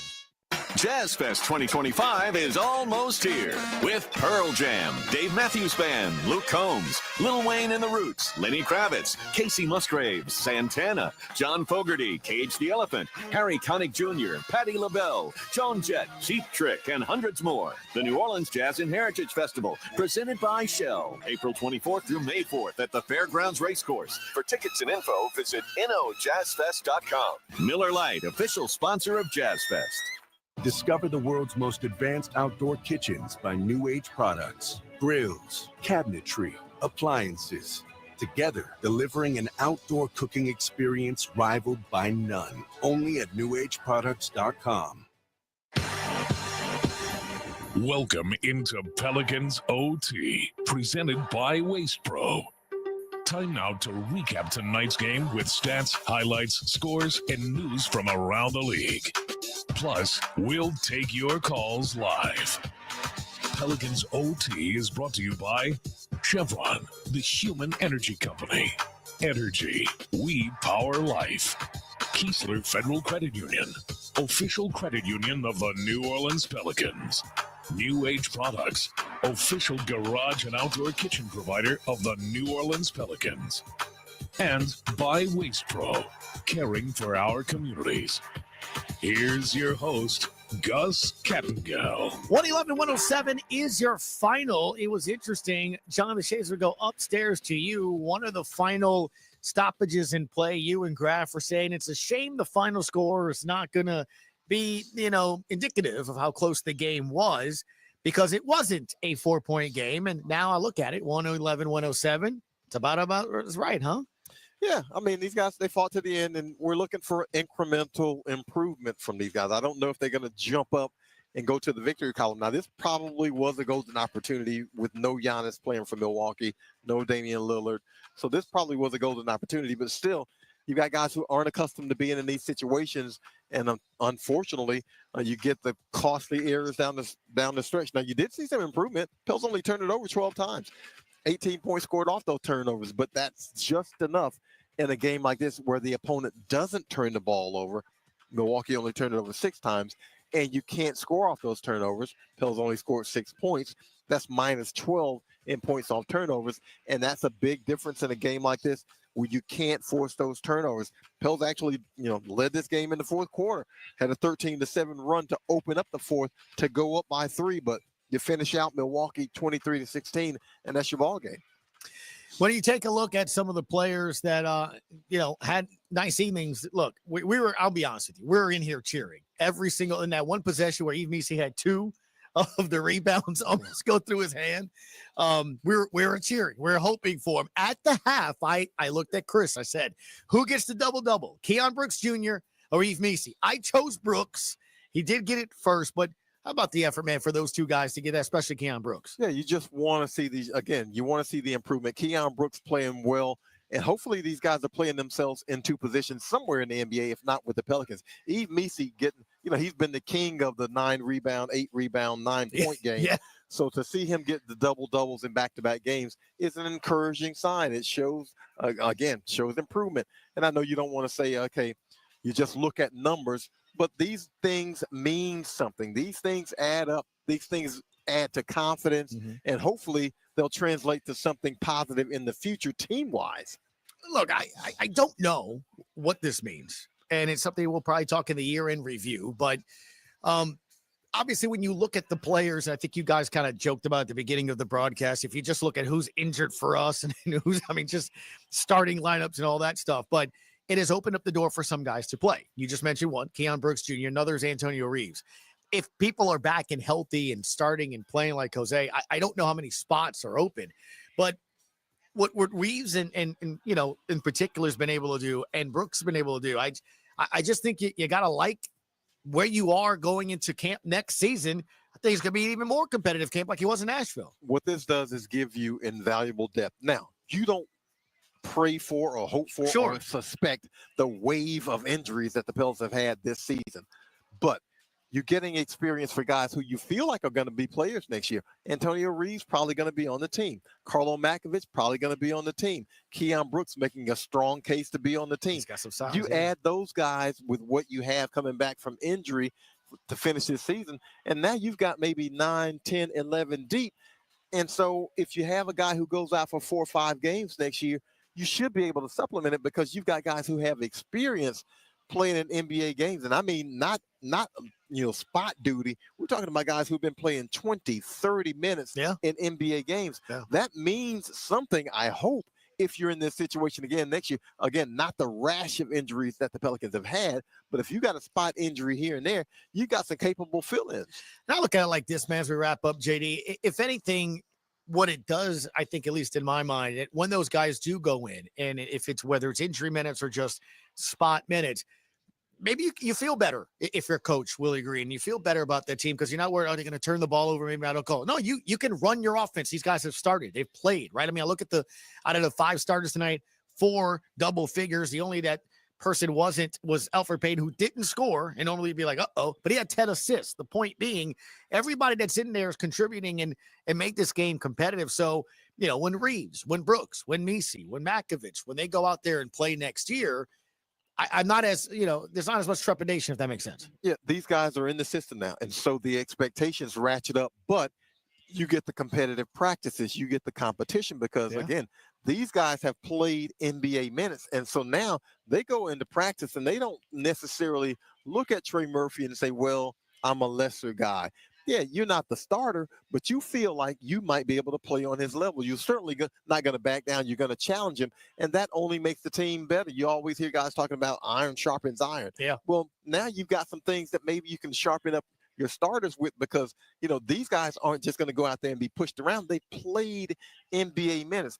You get a situation where Jose Alvarado's got to play for 5 games. Do you feel bad? No, you don't feel that bad about yourself because Jose Alvarado has shown he can play 5 good games as a starting point guard in the NBA. So, you get situations where you get some foul trouble. Carlo Makovich has to go on the floor. Do you feel bad about it? Yeah, you don't have your starter out there, but Carlo Makovich has shown he can play NBA minutes against NBA-level competition. Yep, no doubt. John, as always, appreciate it. Safe travels to Brooklyn. We'll talk to you on Tuesday. All right, thank you, guys. That for sure. 111-107 is your final. Up next, head coach Willie Green as he gives his final thoughts on tonight's game. A close one, but the Bucks do win it. 21-57 now in the season for New Orleans. Milwaukee, 44-34. We'll be back with more Pelicans OT on the Pelicans Radio Network. Welcome to the SoFi NBA Play-In Tournament, a chance to punch your ticket to the playoffs and earn a spot on the main stage. Their title hopes are still alive. But to prove you've got what it takes, you've got to take somebody's place. Every game, every play, and every moment matters. All you got to do is win to get in. Don't miss the SoFi NBA Play-In Tournament April 15th through 18th on ESPN and TNT. You can start a rewarding career as an emergency medical technician sooner than you think. The National EMS Academy, a division of Acadian Ambulance, can train you in just 12 weeks at their campuses in Alexandria, Baton Rouge, Covington, Lafayette, Lake Charles, New Orleans, and Thibodaux. Students who complete the class and pass the National Registry exam are eligible to work for Acadian Ambulance. Classes start soon. Learn more at becomeamedic.com. Switching to Progressive is a game-winning call. And that reminds us of other game-winning calls in the history of sports. So it was the 4th quarter and we're down by 5. Sweat pouring down my face. Suddenly it hit me. If only I could wrap part of the towel around my forehead. And that's how I became the first basketball player to wear a headband. Okay, not really a game-winning call, but it was a good call. You can make one too. Switch to Progressive and you could save hundreds. Progressive Casualty Insurance Company and affiliates, not available in all states. Are you ready? Creed. Bio for Wellington Mac. The Summer of 99 Tour returns. Saturday, July 26th, Smoothie King Center. With special guests 3 doors down. And Mammoth WVH. Tickets on sale now at Ticketmaster.com. Creed returns. The Summer of 99 Tour.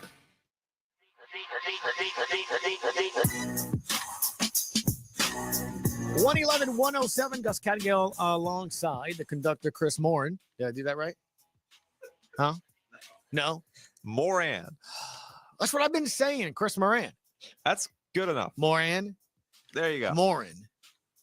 Corey just walked by. Moran. He had this whole conversation with me. Ran. Moran. I say Moran. After that, what you talking about? Moran. But people say Moran. You ready? Yeah. Corey, you're listening. You know what I'm talking about. Well, Corey is a true professional. He's a broadcast professional. For a living, he can, like, I think, like, for fun. I don't know if people know this story about Corey.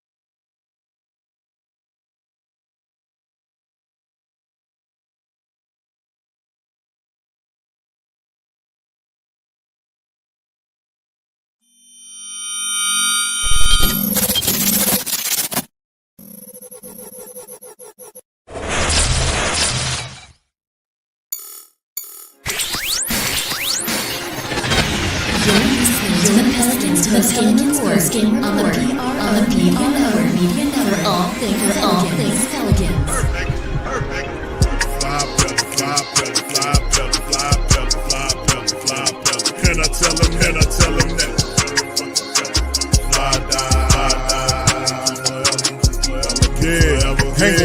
Ain't gon' lie, and I ever been. This be ballin', I'm a ballin', going down in the now, wow. Coming to town, show us some respect. 3-point threat, I bet I make it rain. Don't jump something like you ain't rain.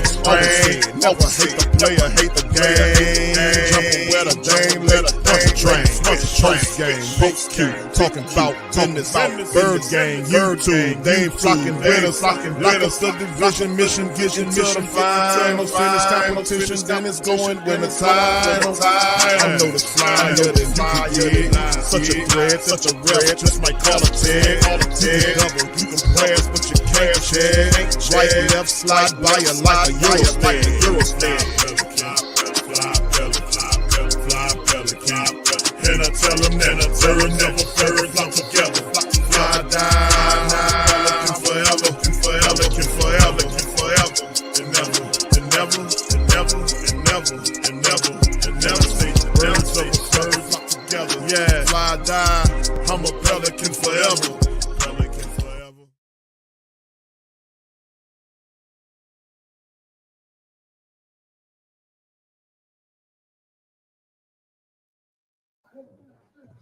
All right, Coach, another really solid effort by your young group.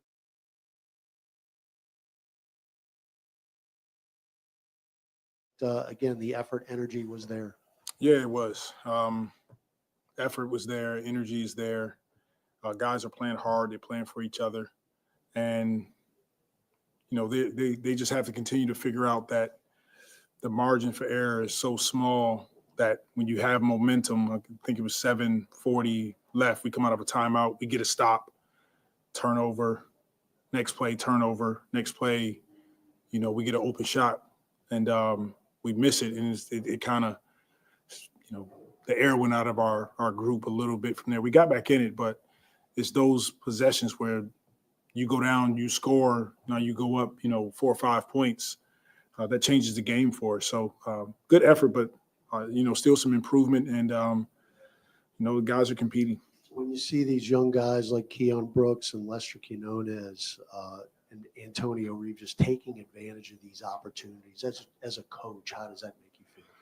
Well, we're all proud of the way the guys are going out and competing, playing for each other, and understanding that these are great opportunities. This is going to pay off for some of these guys in the long run. It sucks to not win the game. They step on the floor because they're all competitors. They want to win, and these are growing pains for some of our young guys. Well, Bruce got up to a pretty good start for y'all offensively. I'm just having pointed for him to kind of take over leadership role in moments like this. It was great. I thought Bruce set the tone right away with his aggressiveness on both ends of the floor. 16 points, 9 assists, getting guys involved. He's getting into the paint, getting into the teeth of the defense. He's hitting his floater. So good to see him put together a solid game. And Eve tonight became first rookie since Blake Griffin to reach 250 offensive rebounds. How impressive is it? Not just his ability to offensive rebound, but just consistently showing up and doing it night to night throughout the season. I think that's the key. Is Eve has been consistent all year. We can count on him game after game, and he started the season really well for us. He had that kind of middle of the year where you kind of hit the rookie wall. He pushed through it, and then now the stretch run, we're starting to see him take even more steps forward. So really proud of Eve and how he's put together a fantastic year. And now for him, it's just continuing to finish it out the right way, keep building on what he's done. And that was going to be my next question. How impressive is it just to see him just keep building throughout the course of the season, regardless of, the guys out there with him? I think the impressive component to what he's doing is, understanding how important it is to take every opportunity serious and take advantage of it. And so no matter what game it is, Eve he's a focused young man. He's pretty serious about, his preparation and what he does to prepare for games. And we're all seeing it when he's on the floor. obviously shooting is such a valued skill in this league. For a guy like Antonio, who's had his minutes change and all these things, but it seems like every time he's given minutes and shots, he makes shots. How important is it and just advanced qualities there for a rookie to see him be able to make shots consistently as he had?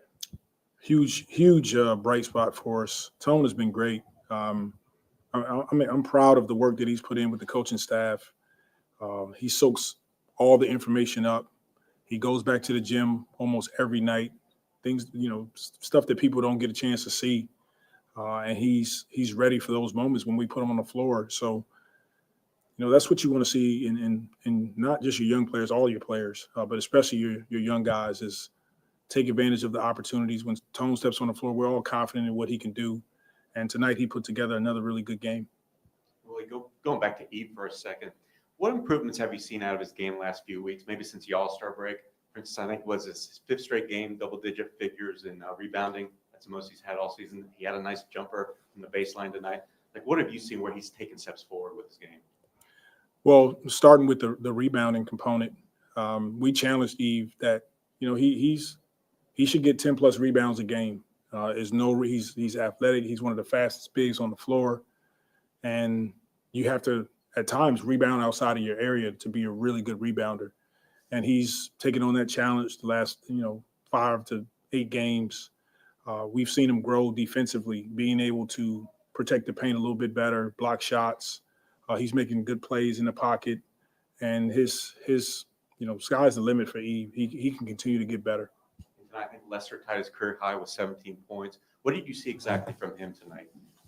Confident young man, ready to step in and take advantage of the opportunity. And we had a brief chat before the game. I said, if you see daylight, let it go and play with confidence, play free, and go out there and have fun. He did that tonight.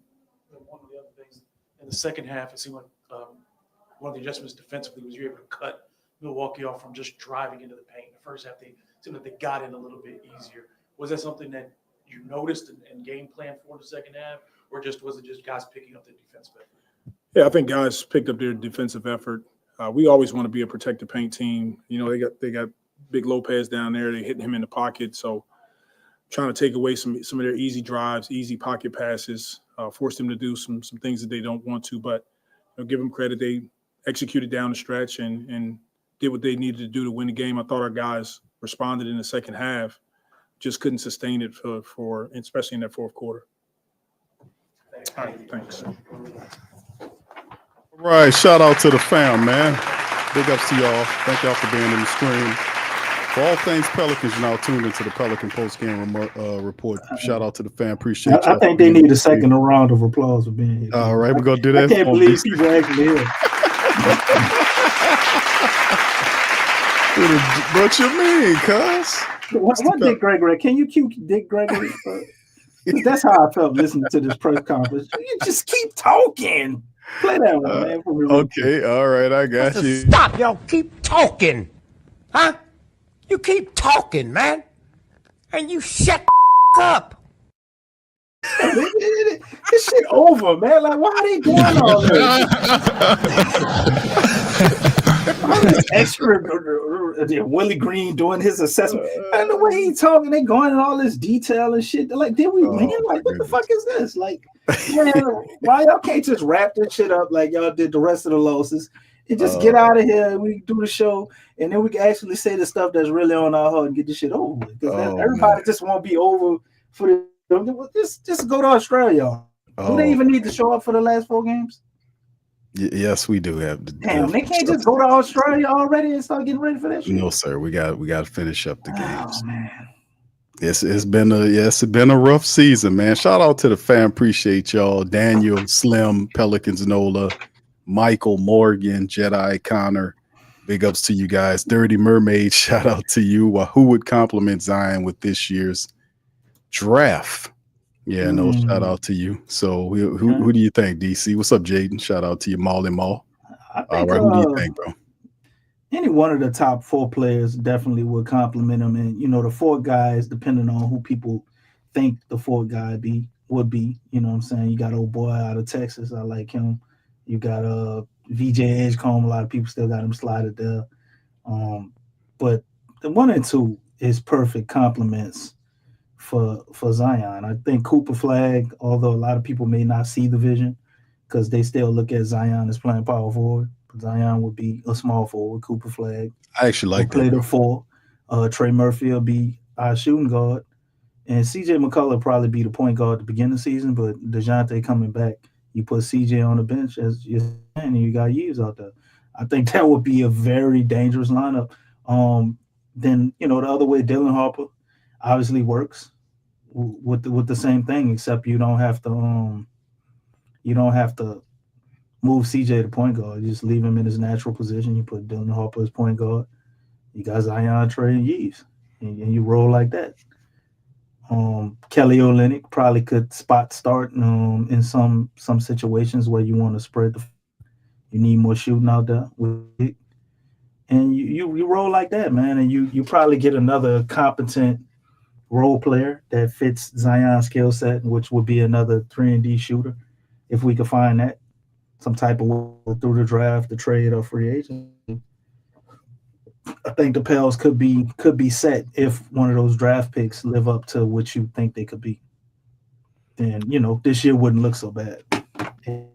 Yeah, right. Well, I mean, I have a couple of people we know about Cooper Flag, and you mentioned Edgecombe, Dylan Harper, and Ace Bailey. These are some of the players, the top 3 or 4 players available in the upcoming lottery. Where the Pelicans fall at, man, that's anybody's guesses. We have that tankathon list right here. They're gonna be second or third Q because, like I keep saying, I think the Pels are gonna be rewarded for the fact that they've kept up the appearance of competing, all year.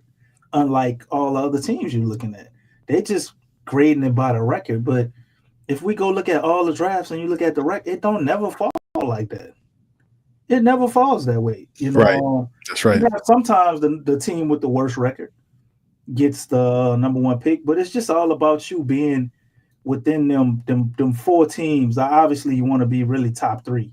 Usually, one of the top 3 losing teams is going to get the first pick, and it moves around. Whether it's the person with the most losses, the second or the third, and then you got the 4th. I think where your eyes change a little bit, but there's been cases where people got the number 1 pick with the 4th, and you still got the rest of the season left. I don't see the Pels winning another game, so. You never know what Charlotte might do. Right. Yeah, that's what I was saying. The Pelicans kind of entrenched at that 4th spot, but we still got 3 games remaining? What now? Let me see. 1, 2, 4 games. 4 games left. So there you go. Charlotte might get a win here. A couple. I mean, you just never know, man. But more than likely, we probably gonna be at the 4th spot. I think I still see the Pelicans getting a win in one of the remaining 4. I mentioned the Nets. I think that probably will be the game in which they sneak in there and get a W. We'll see because the Nets on it. We'll preview that game momentarily. But DC, you just in time for the team stats, fam. You right in time. I thought we was gonna keep. We got the draft stuff on the board, man. Why are you doing that? We just switching it. Talk about this. Oh, about to switch it up. There you go. Going back to business, baby. Even though the Pelicans are inconsistent. Took out the trash, man. That's right. That's right. All right, so anyway, here we go, man, with the stat read brought to you by Gary Trent Jr. That's right. He had 29 tonight on the Pels in a 111-107 loss. Pelicans fall to 21-57. Currently 4th in the best of the worst, as we just showed you. We'll get into that momentarily. Pelicans 43 of 95 for 45.3% from the field, 12 of 33 from downtown for 36.4%. A ugly 9 of 14 from the foul line. Could have saved the day. 9 of 14 for 64.3%. The Bucks finished 43 out of 92 for almost 47% shot it good from the field. They were 11 of 32 from downtown for 34.4. They were 14 of 22 from the foul line for 63.6%. 51 rebounds versus 48 tonight by the Bucks. Pels did have 31 assists versus 29 by the Bucks. Bucks outstole them 10-4. Pels outblocked them 6-4. Pels had 12 turnovers, 18 points given off those turnovers versus 7 turnovers by the Bucks, 6 points conceded. The fast break game won by the Bucks 24-13, and the points in the paint was tied 54 all in the matchup. Pelicans started off really good, just didn't have the sticking power that we're known to be famous for not having during this season, even when we had some of our better players. Top guy for us, Antonio Reeves, had 23 points in 37 minutes. He was a smooth 5 of 9 from downtown, 8 of 18 from the field, 23 points, 2 steals, 2 assists, and 2 rebounds for him. 18 from Eves and 12 rebounds for him, plus 7 in 30 minutes. Eves had an impressive jump shot that I seen him pull up from the side there and hit that pull-up jump. I was like, that's what I ain't see that. He had a little. How far out it was? 15 footer. It was what y'all think, fam? It was what, about 10 12 feet, 12 feet. Well, something like that, DC. Maybe 12 or 10 feet from the right side of the rim. He pulled up and took the jumper. Maybe 12 feet. I like Eves, man. I just don't think we gonna obviously keep him as our starting center. I just don't think he ready. I still think he like maybe 2 years away from actually 2 years away, really, to living up to his potential of being Capella. Shout out to DJ listening on the gram. We'll see. He done matched pretty good this year. He's solid, you know what I'm saying? But when you look at all the other teams, even going into next year, and they starting fives, I mean, Eve's not gonna be up there. But what I like about him is he worked, man. He had an awesome performance tonight, but he's a worker. You know what I'm saying? He keeps getting better. He keeps working on stuff, and you could tell he's just that type of player, man. That's just gonna keep going at it. So that's to be commended. But his lack of shooting, far as what we are as the Pels, I mean, that's a bright spot right there, Q. But it'll take, like I said, you 2 years away from him actually being able to shoot that for real, consistently, right?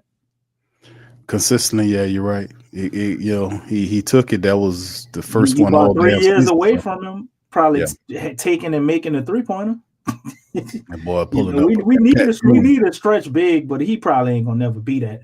But you always gotta have another big that can shoot. Like you need that in your lineup. You might have to close games with that guy sometimes. You know what I'm saying? But Yves is a starting center in this league, and I think going forward he'll be a really good center. But he, still take time. He got to get bigger. When I saw Kyle Kuzma put a forearm in his chest and push him back, and he ain't flop. He just not that strong yet, man. Like he's 19 years old. The dude got to get bigger. He definitely got bigger since he got drafted. So that's a plus. He's not Jackson Hayes. No. But I'm just saying, from him being, that guy that he has all the potential to be when we drafted him, is about 2 more years, man. And I mean. Right. It's bigs. That's usually what it is. Like I know everybody remember Dwight Howard when he came in the league, and then you saw what he turned into. It took Dwight Howard 2 or 3 years. It takes a lot of them bigs, that long, because they got to get used to the strength of the guys in the league. Man, you got the strongest people in the whole NBA playing your position, and you're a 19-year-old. So and then you, like you said, you also got that aspect of it, which I ain't even touching on, which is the flow of the game. And we know he got growing to do with that, because he hasn't played basketball his whole life. He didn't start playing basketball until he was like 17. We got Jackson Hayes all over again with actual intelligence, discipline, and the ability and the yearning to want to be great. You know what I'm saying? So they went out and got another Jackson Hayes, except he got all the intangibles this time. But you still you gotta wait, man. You gotta wait to see what that turns into. Yeah, I agree. I think he's headed in the right direction. I like his temperament and him working, his hustle ability, his defensive skills are improving. Like you said, he got to get stronger. The offensive game, I believe, will come because he has a willingness to want to pick that aspect up of his game. So, like I said, he's very intelligent. Love what he bring into the game, and he's definitely going to be a factor at some point in the future. Well, hopefully we get a coach that can, in a system that can draw the most out of him, while building around our guys like Zion. He can be a willing, component around these guys here as we move forward. So, but Bruce Brown, 16 points, 32 minutes, DC, 7 of 16 from the field. He had 9 assists and 4 boards. Why is he in the game? Well, they could have played Kyler Kelly, who they picked up, I guess. Jose Alvarado. This dude been in the league like 8 years. Kyler Kelly? No, Bruce Brown. Like, we know what he is. Why is he in the game? Oh, DC, they got to fill out the roster, bro. Everybody else is developmental at this point. Other you can say Alfred Payton, but Alfred Payton been out the league. Like you got to see what he can give you. But you just I don't even understand why he in the game. 32, he had 16. Then, of course, off the bench, we talk about Lester Quinones. He finished with 17 points, DC. Big guard with a lot of hustle in him. 17 points, 3 assists in 25 minutes. He was 4 of 5 from downtown and 6 of 10 from the foul line. Now, listen, the crazy part about it, DC, Pelicans could very well have won this game if they were better at the foul line. They were 9 of 14. From the why would you want to say some shit like that? Just saying, bro. I'm just saying that the sound like some type of mind voodoo shit you doing. Really. Just to say that they could have won this game from. I'm just saying. I'm glad they didn't hit from the free throw line, man. We will all be upset if Pels won, bro. We need to come to that fourth spot because Philly gonna mess around and pass you up for the fourth spot. I'm saying, I'm saying that they're still what 2 games ahead of Philly. So I mean, it ain't like and like I said, the Pelicans are still 2 games ahead of Philly. They're not going to for sure gonna lose all their games, and they probably lost all their games against us. So if it's a tie, well, they're 0-10 the last 10 games, so they've lost 11 in a row. They ain't playing, man. Yeah, they're trying to get to the bottom of the barrel here. So there you go. So yeah, we're still a couple of games worser than they are and sitting in the 4th spot of the Tankathon. So that's very interesting. But outside of that, yeah, you see Karlo Makovic. He had 11 points and 5 boards in 19 minutes. Jeremiah Robinson-Earl had 5 points, 6 rebounds, 4 from Jamal Cain. Jamal Cain played 22 minutes. He was 1 of 8 from the field and 0 of 6 from downtown and 2 of 4 from the foul line. Golly, Jamal. He finished 4 points and 6 boards tonight. And Alfred Payton played 28 minutes. He took 3 attempts. It was 0 of 3 from downtown. I mean, from the field. 0 of 1 from downtown. He finished with 10 rebounds and 10 assists and 2 rebounds in the game. Not enough. Pelicans go down 111 to 107. So there you go on that. DC, any more add-ons before we jump to the Brooklyn matchup? No, let's go past this. Right. But let me say one thing. No, okay. I'm playing. My man Reeves, bro. I hate to be right, Q, but it's like. You hate to be right? That's not the DCI, no. DCI, right? If he find out he right, he gonna throw it up at you, and I guess it's rightfully so because you're right. No, I think that's more. You're right about Cam Reddish. That's more you than me, bro. Like you kind of when you write about something, you throw it in people's face all day, and then you I don't. Mike too. No, I don't. Yes, you don't. Yes, you do. No, I don't. Yes, DCU was right about Cam. We all know how you talk to David Griffin. Oh, me? I talked to David Griffin. Was I the one that came up with PAW? Was I the same guy that killed PFW? What are you talking about? Somebody was captured in the war? No, what's PAW? Oh, pussy ass weasel. I couldn't have come up with that, brother. I said octopus, man. I ain't come up with PAW, brother. So that's a good one. But go ahead, bro. Antonio Reeves, what you? But nah, man. What I was saying is, hate to be right. Like this dude, I think should have been playing like more than halfway through the season, and performances like tonight. Although it wasn't like a historic performance or nothing, it was a real good night for him. 8 for 8 for 23 points, 2 rebounds, 2 assists. You know what I'm saying? This dude. They talked about him taking 1,000, if not 1,500 shots a day. He obviously has the work ethic. He has the basketball intelligence. He's always composed. It's just a matter of like, why I say I hate to be right is we should have been playing him because we at this point right now, watching some of these games, we'll be able to see other things about him or further evaluate him even further to see what you could possibly do with him next year. Now it's like he has a game like this and he's been playing solid maybe the last 5 games or so, and it's still like, okay, what else can he do? Like, how will we utilize, what I'm saying? It's still, to me, like, I don't think they're going to have a full evaluation on him to properly utilize him. But what do you mean? What you mean? You don't know everything that he can do. Like once you don't have you're not finding it out right now. You only got 4 more games. When you rather a sample size of like maybe 35 games, or just seeing him get a lot of minutes and extended minutes? How many games did he play this year?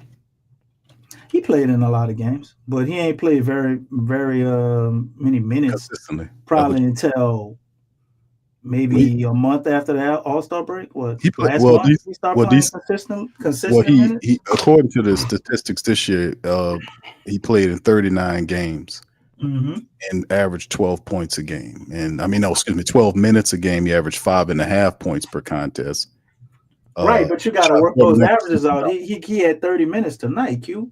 Right. And all these other games, a lot of these other games, they put him at the end of the game when the game is over.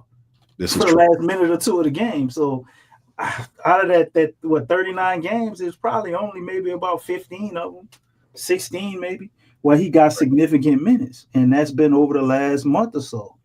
So my thing with him is seeing what he did tonight, how he can go out there and, with no real stars out there, he's kind of like our primary scorer for stretches. I just wonder how deep his bag is as far as what he can do and what all he has to his game. But, with the Pels, we'll never know. That's right, Slim South. Like, that would be interesting to extend Alfred Payton as well. You know what I'm saying? He is a real point guard. But more about Antonio Reeves, looking at him with Alfred Payton, and he's playing alongside him. I noticed his game kind of went up a little bit. They had him try to play point guard. I seen him play some spot minutes as small forward, and they trying to have more people. So I ain't shooing them all the way. They have been doing some stuff and trying different things with him. He's always a guy to me from when I saw him in the summer league. I just thought he commanded more minutes. But the Willie Green thing with the rookies, man, like he don't play as rookies for real till the back half of the season. Even if we would have been winning, it'd have been the same thing. I mean, we watched this happen with Dyson Daniels. You remember that on Q, even though he had some injuries. But Dyson Daniels, he was good as a rookie, bro.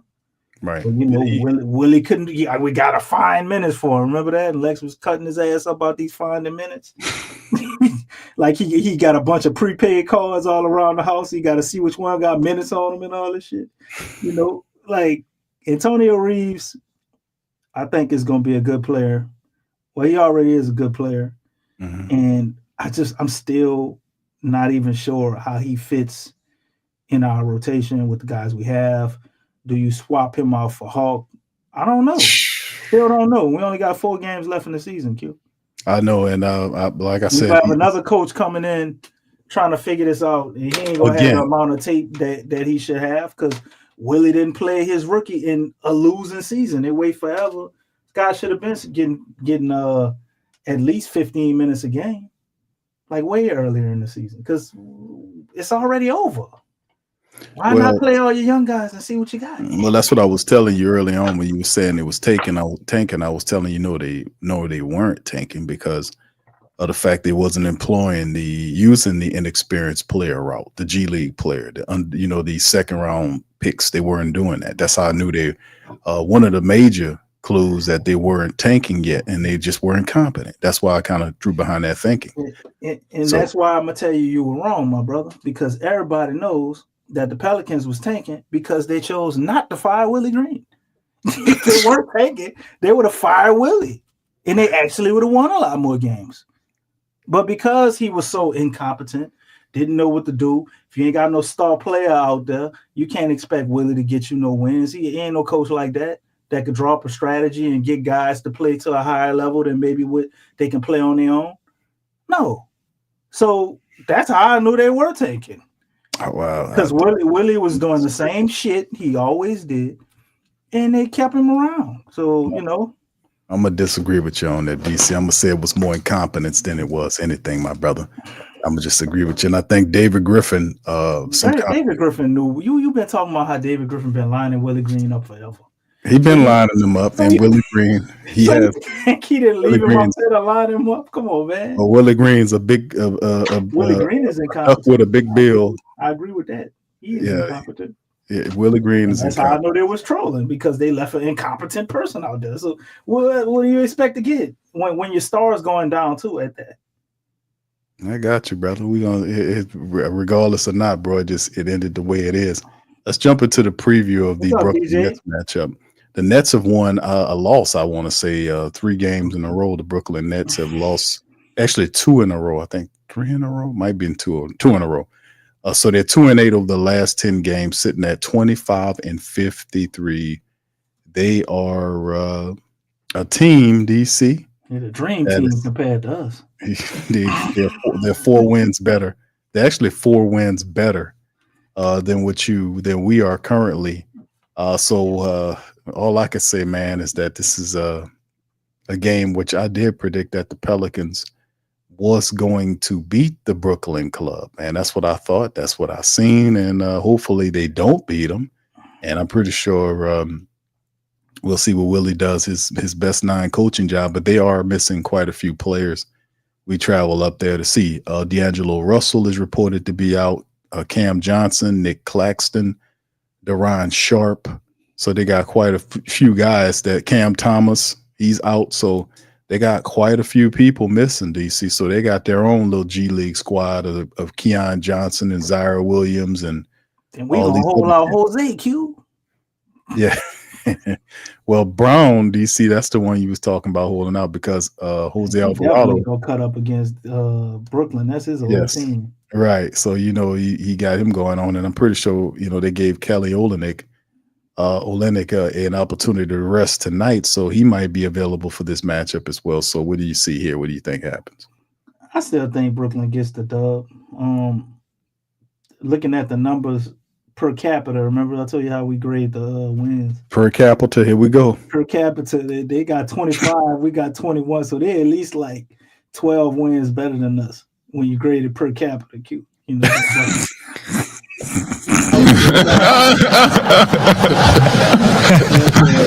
Per capita, okay. As far as the losing teams, this is like a championship caliber team out of the losing teams. You know what I'm saying? When you putting them up against your Charlottes, the Wizards, and all of that, and then you got the Pels. We Philly, we fall under Brooklyn, man. We can't do nothing with them, bro. You know what I'm saying? So I think the Pels gonna go out here and muck it up again. Now you got 2 teams who ain't really trying to win, but looking at these guys, man, I don't know. I ain't never heard of a lot of these cats. It's probably gonna be out of there. But we had cats on the Pelicans who I ain't even know one. I knew we signed somebody up for G League. We had like 2 of them. I was like, damn, I didn't know we had more people. What, Lester Quinone was playing? Yeah, he was hitting all them threes tonight, man. Lester. Yeah. They signed him a few Lester, days. He nice, man. They might want to hold on to Lester. He keep playing like that. Yeah, well, we got Jamal Cain here. He's we gotta get rid of him, bro. But yeah, Lester was doing a really good job for the Pelicans, man. Big guard, 6'5", 200 pounds, 210. He was shooting the ball, finished with 17 points, DC. He had what was he? 3 like 4 for 5 or something like that from down. Something like, yeah, he was knocking them down, man. So yeah, he might want to be somebody you kind of hold on around, him and Elfrid Payton. But yeah, bro. But yeah, the battle of the losers, Q. But they're clearly more used to winning than we are. So I'm gonna have to tip my hat. They 25, DC. They got 25 wins, brother. We got 21. You know how long it took us to get 21 versus today 25? We got 4 games remaining. I wouldn't be surprised if the people got more games left in the season than us. They still got another chance to get another win or 2. You know what I'm saying? They do. So I just don't see it, man. I don't know who their coach is, but I'm more than sure he's like way better than Willie Green. So it's who their coach is. Who's the coach? I forget, isn't it? No, that ain't. They changed coaches. He better than Willie Green, whoever he is. Isn't it? Hold on, I'm gonna look. So that's kind of what I'm looking at. You know what I'm saying? And gauging it by because gauging it off of talent, like we're both. Jordi Fernandez. Better than Willie Green.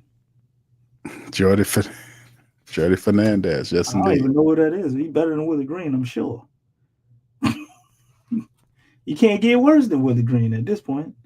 Look at him. That man at least looks serious. He looked like he gonna go to the podium when they lose, talking about how he proud of his guys and all that shit. Well, he ain't got nothing else to say. Jordi go cuss him out in Spanish. Jordi Fernandez. Look at him. Yeah. Yeah, DC, I don't know what to tell you on this, bro. I'm So just all right. Pull up a picture of Willie Green. Remember his face? Now pull up Willie picture. why I gotta do that to Willie? Just pull up Willie. Just pull up Willie. I just want to see something. Just a little experiment right quick. Okay, all right, Willie Green. Here we go. Let's see. All right, well, I don't know. See the first picture come off of what you see. What come off of Jordy? Look like somebody take their job pretty serious. See, there go Willie. See, Look at this. what's wrong with Willie, bro? You look insecure as a motherfucker. Hands folded very well, shoulders all hunched in. He's just watching the game. He look clueless, man. He don't look like he got no type of like stance on what's going on. Like he gonna impact the game. Everything look like it's just coming at him full screen for the first time. Look at this shit. Don't do He's just it. watching everything, man. I'm just saying, bro. Don't do that to Willie, bro. Hey, this the game, Q. It's these two guys. Cause we know we want them to tank and all that. The G League players that's gonna be out there, the backups, they don't want to hit none of that. And you know the coaches, for the most part, they're gonna be going out there trying to handle their business.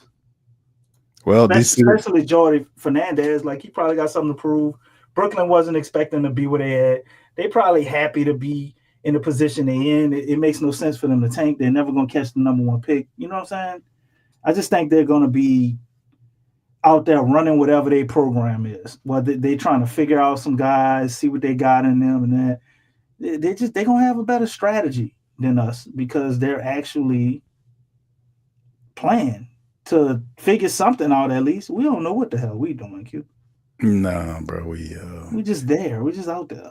Like I said, man, it's and remember what Sham said. Let me see if I can pull that up. What he said, DC, about last week about them sitting down and discussing the season and all that kind of stuff. And I'm like, man, wait, who sat down to try to discuss what? The season. Remember, it was what Sham said. I'll pull a tweet up where he talked about the Pelicans having to sit down with Zion.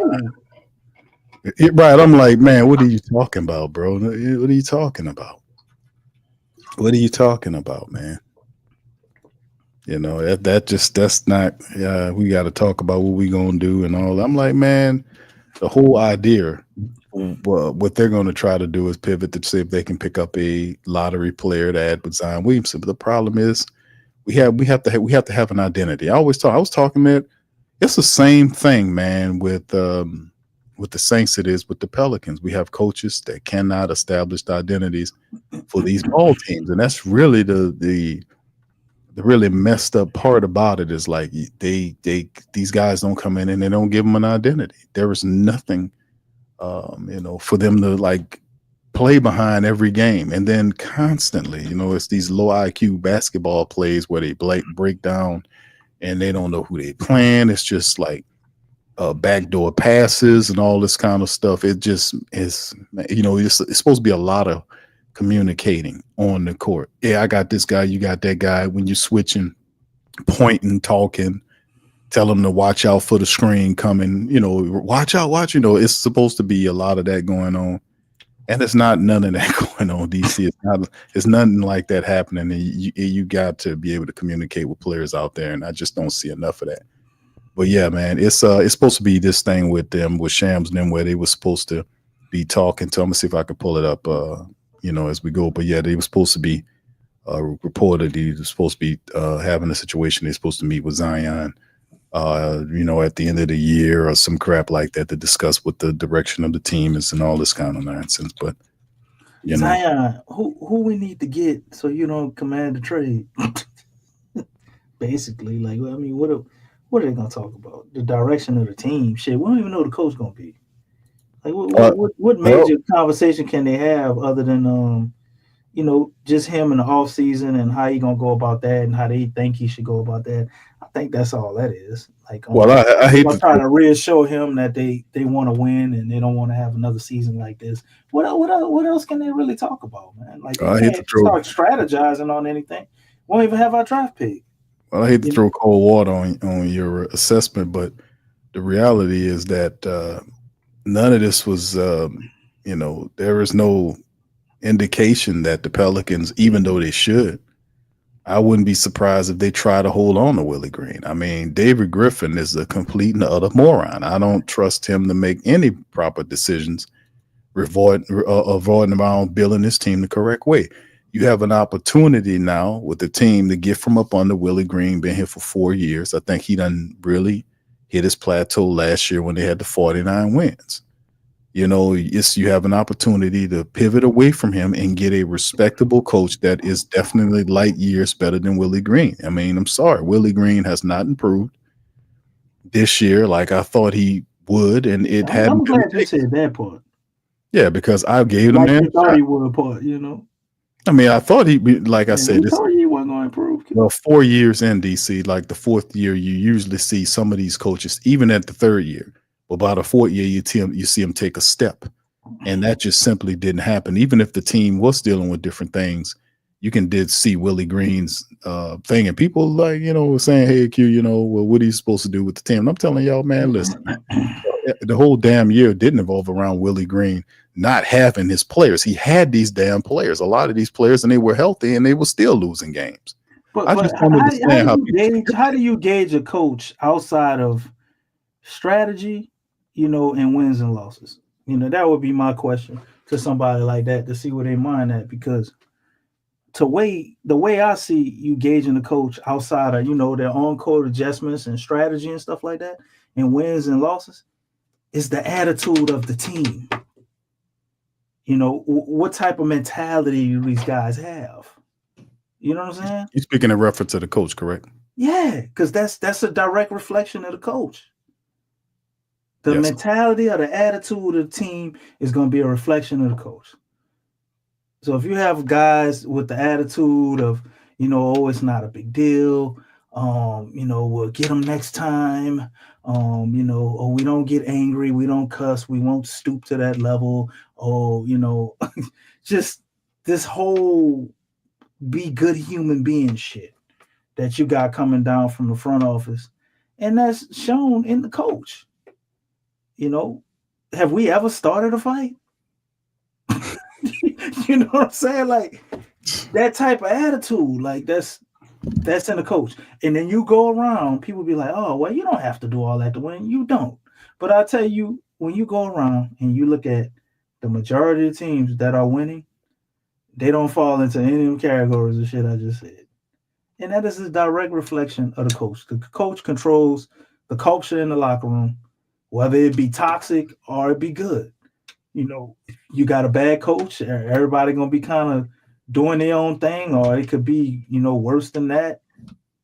You got a good coach, all hands on deck, everybody moving in unison, and it's usually for the betterment of the team. Now, I don't think we have players that don't want the betterment of the team and don't want to move in unison, but they just lack attitude. They lack fire. They lack fight. And they lack effort on a lot of nights. That's why Willie Green has to constantly get behind the podium like he did tonight and praise the team when they have good effort. You know what I'm saying? Because like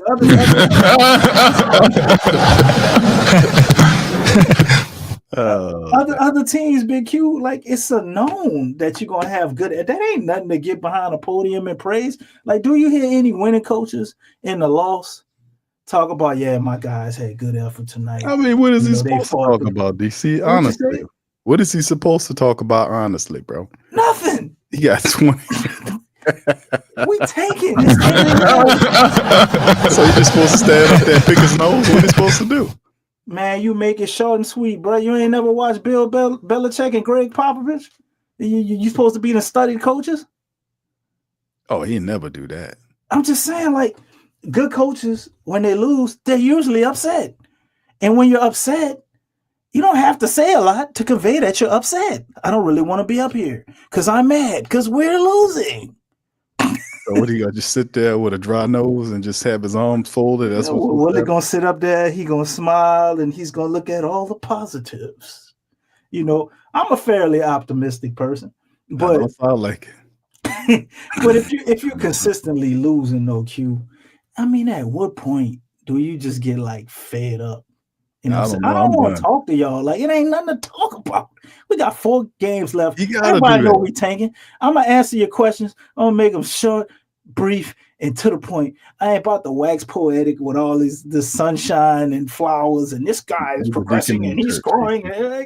I could tell him that behind the scenes if I really feel like that. Willie Green is a deacon in the church, brother. We don't need that. He's a deacon in the church. I need one of them people who come in the church and get the deacons riled up to where they might have to kick him out. That's what we need, Q. Let's just get that man and escort him out. You know, one of them guys. We need somebody to rile some stuff up around him, man. A panhandler? That's the only people that get roughed up and kicked out of the church. Who coming in the church they kicking out? Somebody who disobeyed or disagreed with the rules of the church, man. I've seen a lot. But nevertheless, we don't need no deacon in the church, man. That ain't working. Maybe it was a good part of the development for the younger guys on the team, having somebody like that. But we need somebody who gonna cuss, who gonna get mad, who might throw shit, ain't always politically correct. We need somebody with some fire, man. That's what this team is missing. They're missing fire. We have talent, we have a good group of men, you know what I'm saying, who I think morally stand for the right thing. Now you need somebody to fire them up and push them in the right direction. Marley say, Willie, go to the Marvin Sapp church. Close the doors. You heard me? Close the doors. Oh, Lord. All right, but anyway, of course, obviously, the matchup indicator for the Brooklyn Nets matchup have a 69.6% chance that the Brooklyn Nets will beat the Pelicans at 30.4%. So as we kind of transition to the final article right here, topic, an NBA insider thinks Zion Williamson, Pelicans must decide future and trade rumors. Now, DC, a lot of this to me is kind of a man. A lot of this is kind of I'm not buying it. Yeah, I'm not kind of buying it. You got to watch out for Shams. He known as kind of throw some crap out there every now and again. Yeah, Shams. Yeah, you got to watch out for Shams when you're walking. You check your shoes. He might leave something. But yeah, let's cover this article right here. This is pretty much what they said right here. And this is what he's saying. This is the tweet right here. Him talking. Let me play this for the fam so y'all put one in the chat if y'all can hear this. There will be a lot of teams that would want to trade for him. Is that how this would go this offseason? Yeah, but do you really want to trade a guy that just hasn't it's also like you want to trade a guy at his peak value, right? So what is really his value right now? And there are teams that will trade for him. A bunch of teams would trade for him. If the Pelicans said today our goal and our mission is to trade Zion Williamson, they can get a pretty darn solid package. But the goal for the Pelicans, as it's always been, is how do we win? The last thing you want to do is trade Zion Williamson to wherever, LA or New York or this team, Miami, wherever, and he just skyrockets because he's able to find health. He's able to find that maturity, find that growth in his career. They want that to come in New Orleans. But I do believe, and people around the league do believe, both sides have to come together this summer and figure out exactly what that's going to look like, because how it's going right now, it's not going to be sustainable for either side. And that's what I was saying. See, he didn't say he threw himself in that first. That's what I'll be saying about this guy. It's different when you hear him mention people before he says. Like the sources say such and such, I say, or I believe. Man, we didn't care what you believe. What's the inside information? He throw himself first and other people's believe. They got to talk. That's not a breakdown. That's not any. Yeah, that's some sucker shit, Shams. Sucker Shams. That's what that's what he's showing. He's a sham. Yeah, he's a sham. That's right. That's what I'm saying. A lot of the stuff, some of the stuff they be talking about is like basic information. Like you can't talk about Zion's fact that he's out of shape. You can't mention that too much. Now what they say is the Pelicans got to meet around and talk about what they're going to do. That they're going to do that anyway. But my thing is this: Zion has shown this year, I guess, some of the best discipline he's shown. He's pretty much been in shape the whole year. He never had the up and down thing with his weight, right? He did get hurt, and when he came back after he got hurt, we all know he could have came back sooner, and they stretched that out because it was pretty much over. So it's like looking at everything on the season, and then you seeing him peak at the end of the season. what incentive do they have to trade him? Who can you trade Zion to and get anything back and even close to the same value of what you have in him, as far as selling tickets, you know what I'm saying? The ability to win and compete, obviously, his talent level. Like, what are you getting back? I don't. I don't see, like, you gotta let him maximize what he. Even if they want to trade Zion, they have to let Zion be damn near an MVP candidate, and then pull the trigger. Like, that's right, Bird Talk is clickbait, because anything else is just throwing his name and titles. Yes. Just to draw views, because none of the shit Exactly. they talking about makes any sense. It don't make any sense. That's what I'm saying. Point. Even for the dumbass Pelicans, the Pelicans ain't even that stupid, and they pretty stupid. Right, they are stupid, but they have to know. If you trade Zion Williamson, they clearing that office out of there. Right. If you trade Zion Williamson, that's a death sentence for all of those guys in there. All of them getting cleared out of there. If Zion gets traded, Griffin, all of them gone. And they don't even have to be smart enough to do it initially. The results is gonna get all of them out of there. Because if you trade Zion, man, they ain't got nothing. Man, don't disrespect the trade. I'm just saying you need a that. centerpiece. Yeah, you need a star that galvanizes everything. He's in shape. Pelicans were extra with a lot of stuff, and I'm not totally faulting them on how they handle them, because they was really gun shy with it with the several years prior to it. But a lot of that they could have done better with the help staffs, hiring better trainers, hiring better people. They got the money. We talked about that on Sports Call. Let's finish up with what Sham say on the rest of this. Like I said, y'all need to watch out for this. Let's hear the rest of the bullshit. Figure it out, Diner. Good luck. They're not going to. That's kind of the problem. They've done this we've had this exact same conversation with Shams like the last 4 years. Like, these guys really need to get together this offseason and kind of figure out like how we're going to do this moving forward. It's like, guess what? This summer, it ain't gonna fucking work. The Pelicans it's not have going decisions. to, Shams. As an organization, they have decisions that they're going to have to make. We talk about the Suns evaluating everything.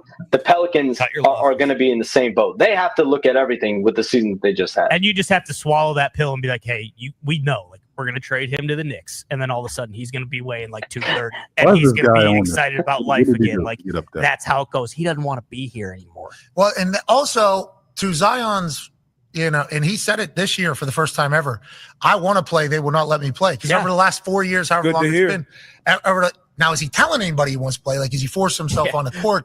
Is a whole nother conversation. But in years past, it appeared as if he would be healthy enough to play. But the Pelicans are like, he's not ready yet. He hasn't done 2-on-2. He's not ready yet. We need to do 3-on-2, 3-on-3, 4-on-3, 4-on-4, 5-on-4, 5-on-5, 5-on-1, 5-on-2.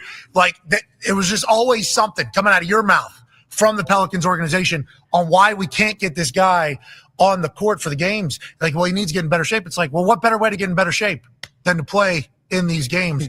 They were looking out for him. Now he has a bone bruise in his back. Like, all right, Zion, let's go, Pelicans, Zion. Come on now. I see the crazy part about it is that they're not really vetting this guy. Like, he can get up here and say this other idiot said that he didn't really want to be there. Shams know damn well, if he has any real research, that Zion Williamson wants to be with the Pelicans. He never said that. They've been lying about that all this time, and he's been saying that he wants to be there. If he didn't want to be with the Pelicans, you would definitely see that. I mean, he put up with a lot of BS with David Griffin, with all the nonsense that he's doing, all of the extra stuff with the injuries and all this foolishness. Let's finish this up and then we'll comment. Hold on, let me hit the button on here. Y'all give me a second. Let me run this for in here what the rest of Shams is saying. Here we go. Another Zion update. So, I mean, at this point, this is the fourth season where he's played 30 games or less. They're sitting him for the rest of the year.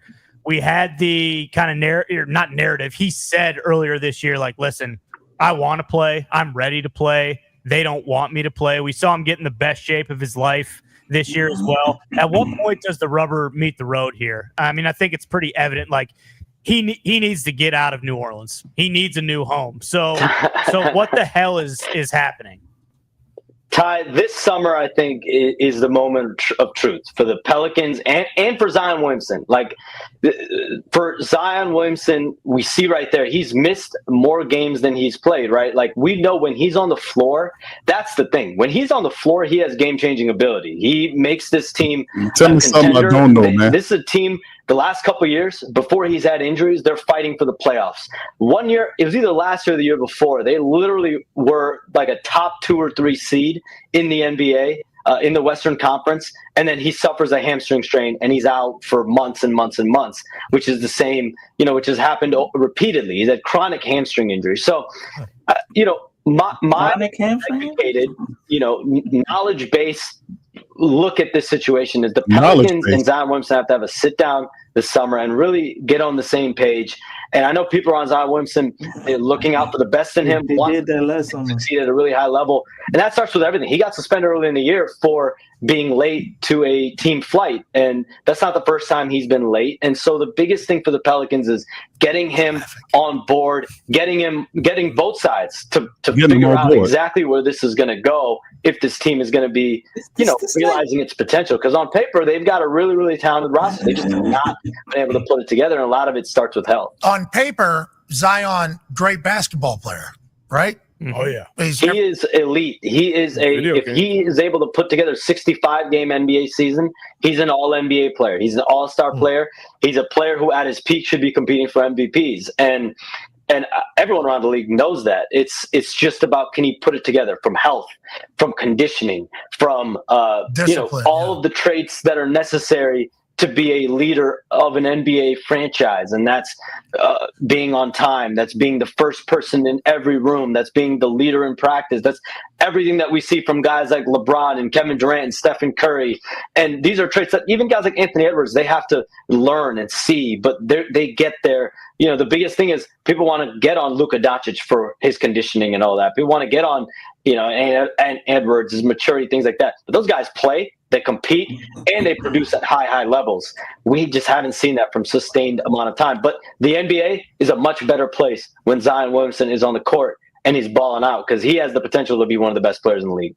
Yeah, Shams, of course, he doesn't bring anything to the conversation. Doesn't say anything of substance. They're living in the twilight zone. Q, like, this is the same conversation. Same stuff over last year. This is the same shit they were saying last year. Same stuff. You got to sit down, and they didn't already sit down with Zion. They didn't already hashed everything out. To me, everything went fine with Zion this year. It's just everybody else on the roster got hurt, and you traded Brandon Ingram for nothing. Like, what are y'all expecting? You know what I mean? Like, I don't get it. But I know it's all clickbait. But it's like, anybody who watches or has any information on the Pels, you can't watch this and seriously look at it. I can understand you saying, okay, the Pels need to blow it up. They need to start over. All the players get injured. Nobody want to. All of that. It's like makes perfect sense. But when you just like isolate Zion and you just make it like a Zion thing, like it's all his fault, and the Pelicans, I don't understand why he's not playing right now. They chasing a goddamn draft pick. Like, is that so hard to understand? Made no mention of the fact that they purposefully tanking. Right. Like he has chronic hamstring issues. He had 2 hamstring issues. Now that's chronic. Yes. According to Sam, he had hamstring issues all the time at Duke. This little dude, all his rookie year and the 2 years after that, like, it's this little dude be running around with this bullshit, man. This little Shams dude, boy, I'll be telling you. It ain't just him, no, Q, because it's like last week somebody hit the button in the high up office and it was like, well, it's time to run our annual throw Zion name out there for clicks week. And that's just what it's been. They had a 2-3 day cycle of just talking about Zion. When they held him out with a bone bruise, like we didn't have 7 games left in the season, and we trying to make sure we stay in a certain position draft-wise, everybody's so shocked. And, oh, my God, I can't believe he's hurt again. Everybody on the team hurt. You think all of them dudes, like, can't come back? Like CJ can't be playing? Right. You know what I'm saying? What's your boy that Brandon Boston can't be playing? You know, we got situations like that where guys, they hurt, but they ain't really hurt. I'll tell you. Yeah, it's crazy. All right, fam. That's going to do it for tonight's show, man. I'd like to thank all you guys for tuning in to PPR tonight. Pelicans, of course, they did lose 111-107 to the Buccaneers. To the Bucks. The Bucks, Milwaukee Bucks, they go to 20-57. The Pelicans are 20-57. They're on a 3-game losing streak. They are 3 wins out of the last 10 games, and according to the Tankathon, they're currently sitting at 4th place, a couple of games behind Charlotte. As you can see, Utah, Washington, Charlotte, New Orleans, and then at the 5th spots, Philly's 2 games back of them. So that is where we are in the Tankathon with 4 games remaining. Brooklyn's coming up in a couple of days, and we'll be back here to recap it on PPR. Once again, I'd like to thank you guys for chiming in. Please do me a service by hitting the like button, hitting the sub button, and the little bell for future content on your Pelicans. A tough season, fam, but we still here representing the Flocking Nation to the fullest, and we appreciate you for being who you are and where you are. So with that being said, we're going to holler at y'all on the next one. Much love, and go Pels. Peace. You're listening to the Pelicans postgame report. You are now listening. You're listening to the Pelicans postgame report on the PRO Media Network for all things Pelicans. Perfect. Fly Pelican, fly Pelican, fly Pelican. And I tell them that. Birds of a feather flock together. Fly down, I'm a Pelican forever. Pelican forever. Ain't gon' lie, I feel flyer than I ever been. We stay ballin', this New Orleans, I'm a Pelican. It's going down in the nest, wild, wild west. Come in town and you best show us some respect. 3-point threat, I better make it rain. If it's up, then don't jump stupid like your ankle sprain. Always said, never hate the player, hate the game. Jumper where the dame late, bunch of train. Post game, Big Q, talking about business. Bird gang, YouTube, they ain't flocking with us. Lock up the division mission, get into the finals. Finish competition, then it's going win the title. I know this flyer than you can get. Such a threat that the refs just might call a tag. You could double, you could press, but you can't check.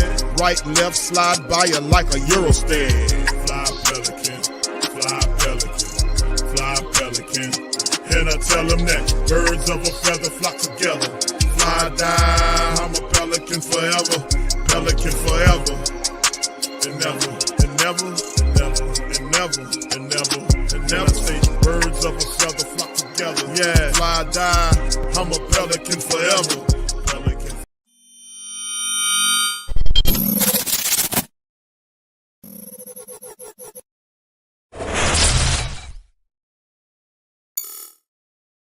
TheWhoThatDaily.com. That's right, TheWhoThatDaily.com. Your one-stop shop for everything New Orleans Saints, New Orleans Pelicans, LSU Tigers, even the top flight boxing news. So if you're a Who That and you're looking for a place to stay up on your team, TheWhoThatDaily.com is your site. TheWhoThatDaily.com for the sport Who That in all of us. That's right, the Pro Shop is the platform store where you can go and buy all the latest merch to support the platform. Available at the Pro Shops, we have dozens of hundreds of products available for you and your family. Unisex tees for men and women, hoodies and sweatshirts, tank tops, kids and baby items, long sleeve tees, mugs, pillows, wall art, bath bedding, face masks, phone cases, stickers, bags, fanny packs, socks, hats, and many other items. Please feel free to check out the Pro Shops. The link is in the description section below. And remember, it helps the platform continue to grow. Check out the Pro Shop and Who That too.